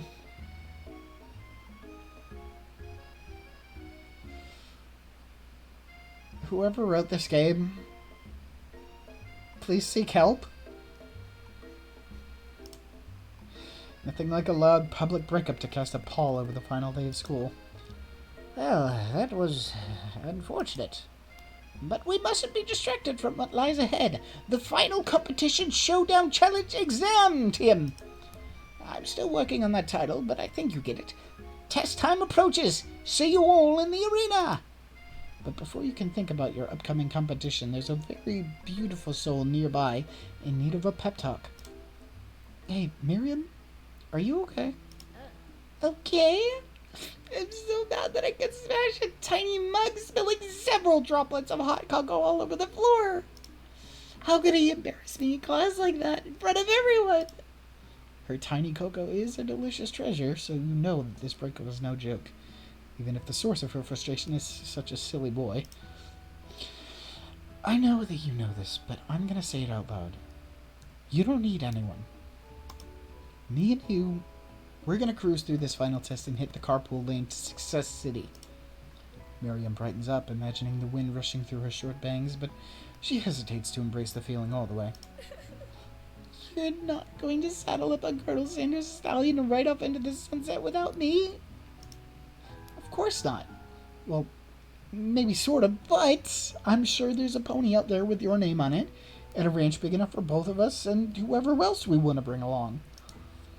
If it's not Pop or Clank or anyone else you meet today, tomorrow, or this whole year, so what? You're a special person who shouldn't settle for the first someone to show a little interest anyhow. Miriam gives you a big hug and wipes the tears from her cheeks. I should really review my menu for today. I'm gonna make a very special soup. And I bet that professor dog is gonna love it up. While you were pep-talking Miriam, you completely missed lunch. But that's okay, because you had a better idea of how to spend the time before your exam. You decided to head to the arena early to practice a dish. This is it, the location of your final challenge. A test of will, a test of courage, a test of talent, and a chance to beat the pants off of Van Van, the supposed man-man, and his eviler counterpart, Ashley. As planned, you begin to run through a quick test of a recipe you've been working on, Umbra's famous chicken pot pie. After practicing for months, making this dish comes second nature to you, and you're able to quickly get a fresh pot pie in the oven. But as soon as you do, your cram session is interrupted by Colonel Sanders. Umbra, what are you doing here? There's still time before the final exam. Oh, just taking it all in. I'm big into visualizing success. I'm looking at my station and picturing victory. The pot pie has begun to bake, and the smell is slowly filling the space around you. Visualizing, huh? That's too bad. I was hoping you were in here cooking something delicious. You'd usually happily share your food with anyone who is hungry, but the last time you let Colonel Sanders get in your head, it cost you a cook-off. You decide that it's time to put your cooking above your romantic desires, but that decision gets hard to stick to when the oven timer goes off behind you. Fess up about your practice dish. No use lying. Okay, you got me. I'm doing a little bit more than visualizing. I know. My nose can smell a pot pie from 400 yards. It's an oddly specific distance, but you would expect nothing less from such an oddly specific man. You knew it was a pot pie just from the smell? Not just a pot pie, but a chicken pot pie with an all-butter crust. And my nose is telling me something else. Oh no, is it burning? No, I can smell that it was made with a heaping helping of TLC. But it'll probably stop burning in a second if you don't pull it out. The moment of truth. Wow. It's the best pot pie I've ever tasted. I've always loved country cooking, and I could eat this all day. There's no time left. The final showdown is about to begin. Sprinkles lays down the ground rules. There are no rules. That is, except to cook with everything you've got. You step up for the cook-off of a lifetime. You decide that mac and cheese plus the pot pie you've been practicing are just the dishes that'll push you over the edge to victory. Meanwhile, both Van Van and Ashley are prepping wildly elaborate dishes per their usual over-the-top selves. Miriam has her giant magnifying glass and several sets of tweezers. She's definitely prepared to go big, going small. the tiniest dish at all. You can barely even taste it, it's so tiny. Colonel Sanders seems to be harnessing his 11 herbs and spices, but he's trying to find a way to improve on something perfect. His original recipe, or its reserved, fried chicken. Are they seriously trying to copyright the phrase original recipe? The intensity of the room starts at a full 10 out of 10 with a frenzy of action. Everyone is calling out really cool special cooking moves as they prepare their food. Wow, this is getting serious. Colonel Sanders batters his chicken as it levitates through the air. Knowing this game, it's probably literally egg wash. Not egg wash, egg wash. Miriam furiously injects ingredients into an itty-bitty pot of broth. Best friend, Baster Blaster! Van flexes his pectorals as he chops open a sea urchin. Let's rock and roll! Ashley scoops her pastries off the tray with lightning speed. Shallow personality spatula! Even Clank gets in on it. 5-dial pressure point chicken cooking technique. Wait, when did Clank learn to speak English? It's the singularity, as was foretold. We mustn't let it happen, or the appliance uprising will take us all. Self-destruct. Van quickly unplugs Clank and rolls him out of the back door of the arena. He's been a plug-in appliance this whole fucking time? I'm sorry? How did he go skydiving? Did he bring a generator? Also, I love the little chain heart charm she has on her cleaver. I love Ashley. I know she's supposed to be the bitch character, but I love her. As you frantically prepare your dish, you notice Ashley has her spellbook out. Is she going to use some dark magic to turn the tide? You've got a book of your own, and you're desperate not to see her win another battle. Should you take this opportunity to fight magic with magic, even if it's almost certainly evil magic? Do it the hard way. I would love to see what happens if you do use dark magic, but no, not on this playthrough. Who needs magic when you've got passion? I'm going to do it the hard way, just as Colonel Sanders taught me.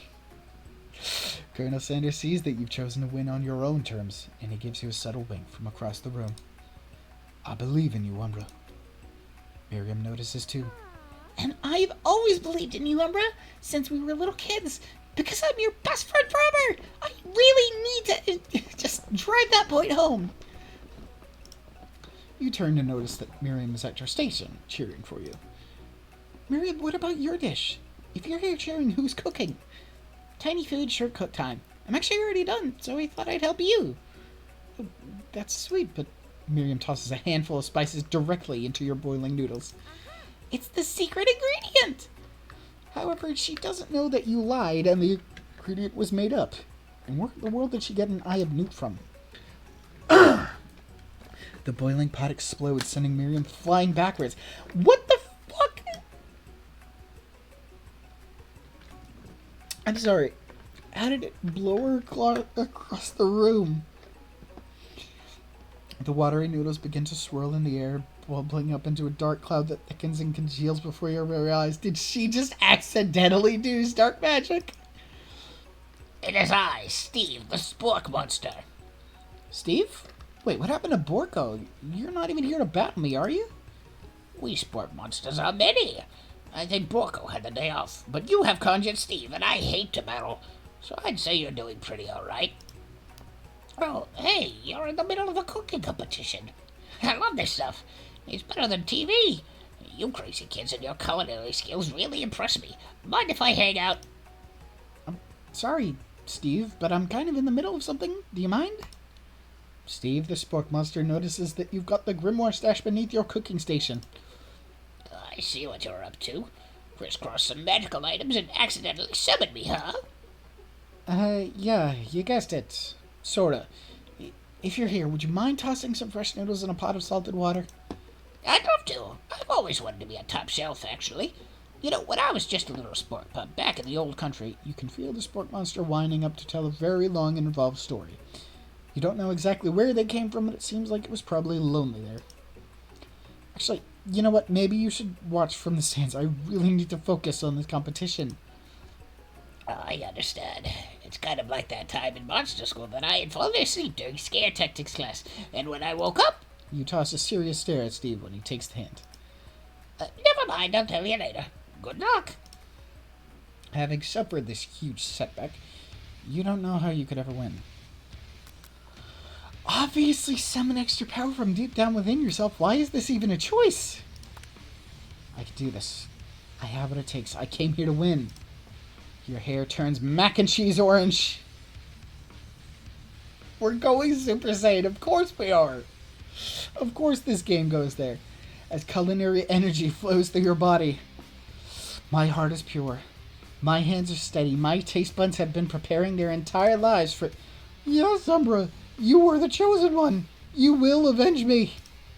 The power you've been summoning immediately fades back out. You interrupted my inspiring monologue. Sorry. My heart is pure. My hands are steady. My taste buds have been preparing their entire lives for this moment. I will show the world my cookery. You begin to levitate off the ground.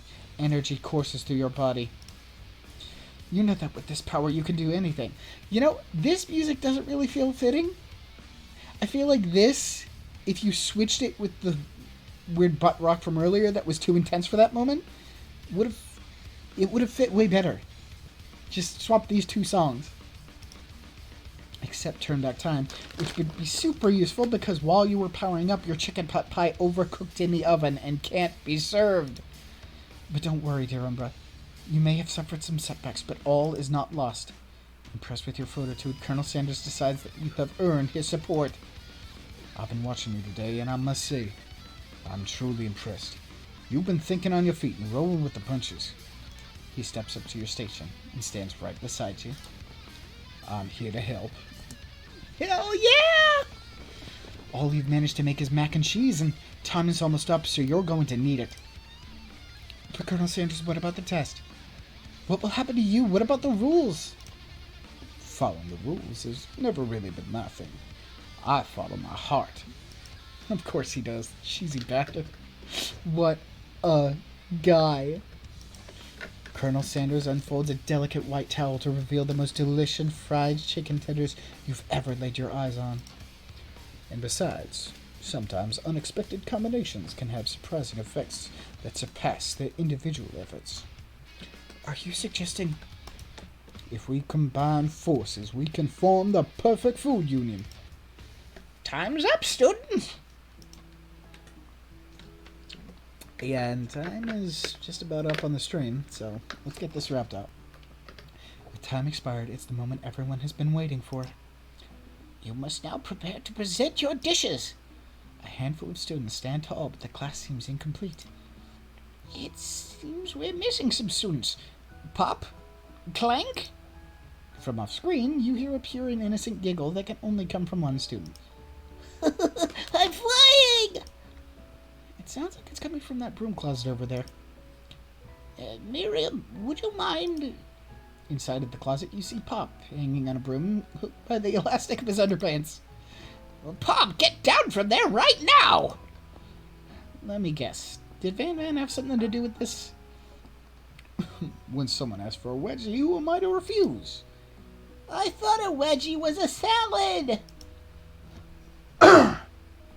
It looks like Pop is eliminated from the challenge, seeing as how he didn't cook anything. I can't feel my legs. May I be excused? Sure. You kids and your pranks. I must say, it's not the worst prank in UCSAL history, but it's not exactly yearbook material. Wait a second. Pranks. Pranks. Clank! Where did that pressure cooker roll off to? You wait to hear a signature word, beep, or other onomatopoeia, but there's none. Somehow he must have unplugged. Must have gotten. Somehow he must have gotten unplugged, I guess. And we'll have to figure that out later. That leaves only 4 remaining students. Please, collect your final projects. Yes, it has been a long semester of 3 whole days. 3 whole days long. But after days of hard work, the time has come for me to eat. Miriam, please step forward. Now, describe your dish. I've made tender udon noodles in savory soup. My word, it's so delicate. Is that a teeny tiny narutomaki I spy afloat in this itsy bitsy bowl? Yes, Chief. Please, call me Sprinkles. Chef is my father's name. Chef. She probably said chef. Chief. Yes, Sprinkles. And some green tea made from baby tea leaves that I picked myself. Sprinkles carefully sniffs around the dish before opening his mouth and letting just the tip of his pink dog tongue dip into the bowl. Sublime! Would anyone else like a taste? Oh, come on, I'm not one of those dogs who doesn't floss. I even have a really cute electric toothbrush for dogs. Fine, I'll enjoy it all by myself. And in a flash, the entire meal has been devoured. Must be difficult for a meal that size. Not that it took much, it was less than a thimble's worth of soup. A plus! Rarely do I taste a dish with as much love poured into it as yours. Miriam is overjoyed. She gives you a huge hug. Thank you, Umbra, for helping me to believe in myself. Van, you're up. Now, describe your dish. I made uni over smooth egg custard and an axe-hewn urchin shell topped with caviar. Did you skewer one type of urchin with spines from a second different colored type of urchin? Yes, Sprinkles. A bit much, don't you think? That's exactly why I did it. A bit much is kind of my brand. It really is. Doesn't it look cool? Sprinkles leans in to sniff the uni, but he can't get his nose close on account of all the spikes. He begins to paw at it erratically, causing the custard to slosh around. Please be gentle with my cuisine. Finally, Sprinkles goes all in, tongue first, but he can't get past all the needles. He reels back as his tongue is poked and prodded. Ouch! My tongue! The professor appears to be having an allergic reaction to the sting. I can't eat this! This keeps poking my tongue! Disqualified! A stunning turn of events. Who would have thought that serving food in a bowl made of needles could make it difficult to eat? Especially for a dog who doesn't even use utensils. Dejected, Van does not go gentle into the night. Disqualified? For glamour? Don't discount simplicity! This isn't the last you've heard of me. Before forcing us to endure his swollen tongue for another moment, Sprinkles graciously laps up a bowl of milk. Yeah, I know. I'm a dog and I drink milk. Get over it. Sometimes it helps calm my agitated tongue. Next student, Ashley. It's time to step up. Now, describe your dish. I made orange blossom Turkish light milk light rosewater syrup topped with French meringue and connected by sugar glass. Definitely looks nice. It's very fancy. That actually doesn't sound too bad. Indeed, it's quite delightful. However, I ask you, please refrain from eating it or attempting to taste it in any way. It's very fragile and meant to be a display piece. Ashley, for fuck's sake. Don't eat the food at a cooking school? Got toast in your ears or something, Umbra? I told you, it's a display piece. Ashley, I must say it is beautiful. However, this is a cooking competition at a cooking school. Yeah, which is why I cooked it, and I did an extremely good job cooking it, too. I didn't realize that we were having an eating exam. If I wanted to be judged on eating, I'd go to College of Eating School for the Hungry. I suppose you could smell it if you absolutely insisted, but don't breathe too hard, you might disrupt the sugar spiral. If the food cannot be eaten, it cannot be judged. You are disqualified. Rage overtakes Ashley, and she finally cannot keep her two-faced routine up. You wouldn't know high-end cuisine if it cooked you. And with that, Ashley storms off to rededicate herself to being the best, but this time without being shackled by trying to be fake nice and liked by everyone. Good on you, girl. Be yourself. This isn't the last you've heard of me either! If this class gets much smaller, I'll be teaching myself. You, Colonel Sanders, the final cooks, step up together. I thought he said only 4 students. No, I mean, we are entering together, I know, but still. 2 chefs? What began as a bowl of delicious mac and cheese has become something else. He examines it closely, sniffing and eyeing the bowl. I don't have a good feeling about this. From somewhere in the room, a literal drumroll plays. Just when I thought I've seen everything in this kitchen, you give me this thing, and completely blow me away. In my 49 dog years of life, I have never tasted anything so delicious and perfectly balanced. It's so delicious, in fact, that everyone passes the class. You pass, and you pass, and you get a pass. Everyone gathers around and partakes of the mac and cheese bowl. They all seem to transcend this reality into another dimension. Well, they're dead. You win! Together, you and Colonel Sanders have made a new menu item. The new menu item is so impressive, even the Van and Ashley are drawn back in by its magnetic fragrance. I guess they were right. We haven't seen the last of them. Everyone, that one girl, hopefully. Nope, everyone. It's just that good. When they gaze upon your mac and cheese bowl, they admit that you are indeed an excellent chef. Sprinkles declare that you have passed. Everyone has passed. There were supposed to be more battles, but come on, how could they be better than this one? Now that the school year is complete and everyone has graduated, the students return for one last assignment. To get their groove on, the cafeteria has been completely redecorated in order to serve as the site of the school's graduation dance.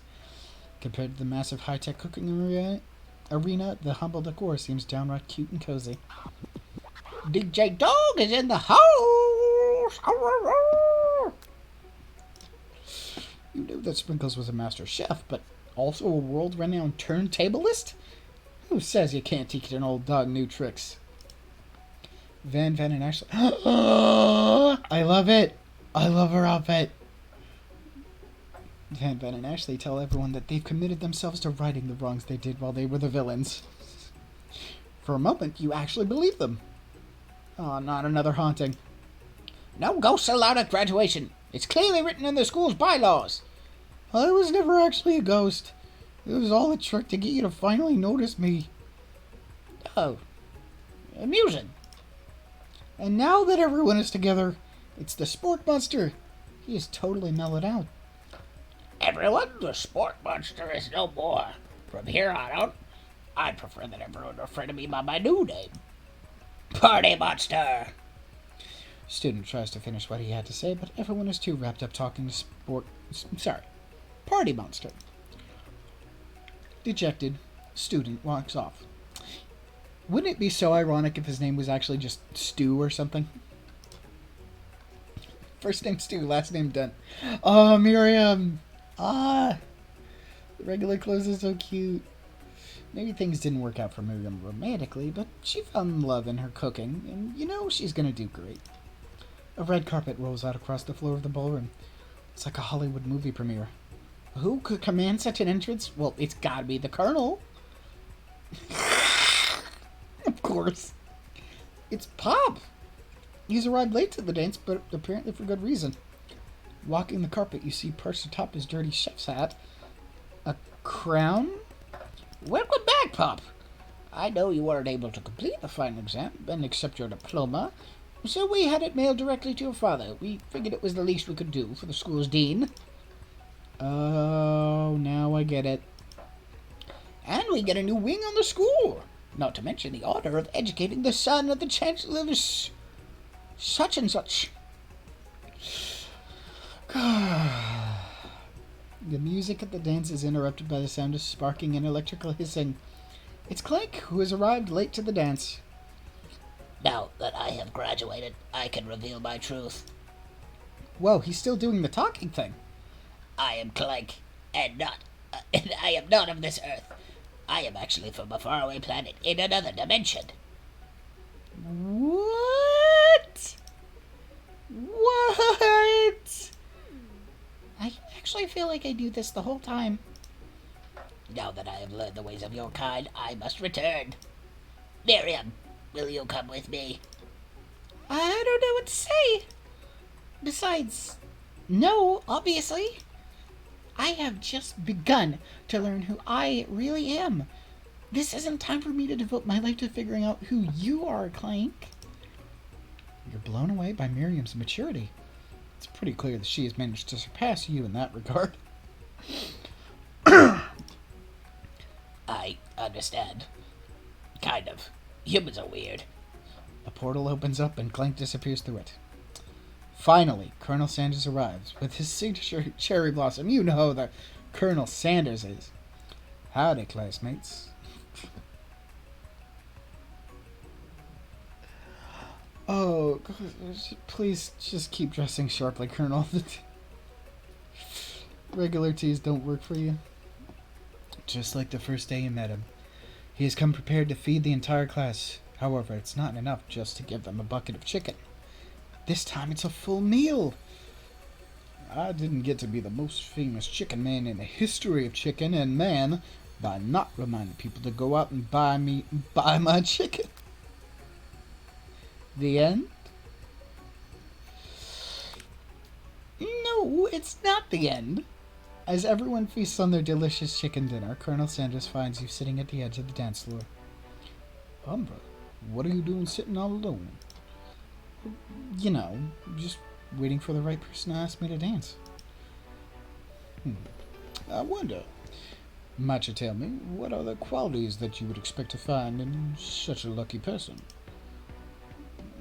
Off the top of my head, I don't know, spicy musk, tidy goatee, and a degree from the University of Cooking School Academy for Learning, just to name a few. It truly is my lucky day. Would you dance with me? Yes, I would love to. As you glide across the dance floor, hand in hand with Colonel Sanders, the future stretches out in front of you. And once my 100th franchise is up and running, I'll be ready to take a day off. And I'll be so glad to spend it together with you, Umbra. How sweet. We'll work together and play together. Colonel Sanders stops dead in his tracks. Work together? Well, I think this is something I'll just need to do by myself. But who will help you run your restaurants? I don't believe I need help. Besides, based on your time at school here, do you really think running restaurants is the best path forward? Could it be? You've found a love connection but failed to earn Colonel Sanders' respect as a chef? Excuse me? Can you live with only half of him? Will you be able to endure sharing him with his other love, the life of an entrepreneur? I suppose I could enroll at pastry school. Oh, my dear Umbra, I'm sure that you'll find your place eventually. And along the way, you will have me by your side. The end.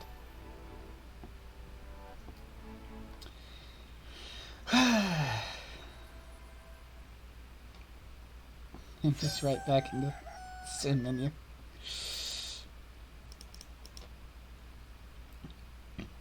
Yep.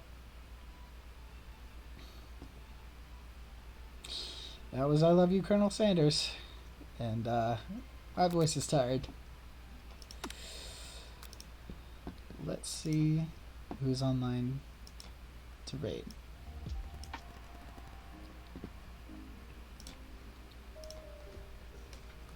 I wasn't actually expecting to get through the whole game in just one stream, but I guess they're not I didn't tell you to start playing. Guess they weren't expecting people to be able to get through it. Oh, okay. Tina seems to be on, so let's go tell them hi. Alright. So. Copy. Oh, no. Tina's rating someone else. Just finished. Alright. I'm not seeing anything else online. Does anyone have any suggestions of who to rate?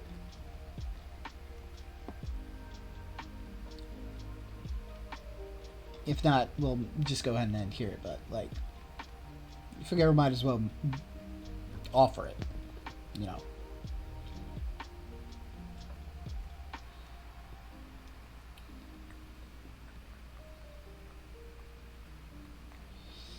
If not, then I guess we'll just wrap it up. So, thanks y'all for watching. This was certainly an experience. If you want to follow me on Twitter, I'm also UnderBedUmbra there. If you want to follow me on YouTube and catch past VODs, that is UnderBedVODs on YouTube. Excuse me. I have a Discord. You can find the link down there. And yeah, catch y'all next time.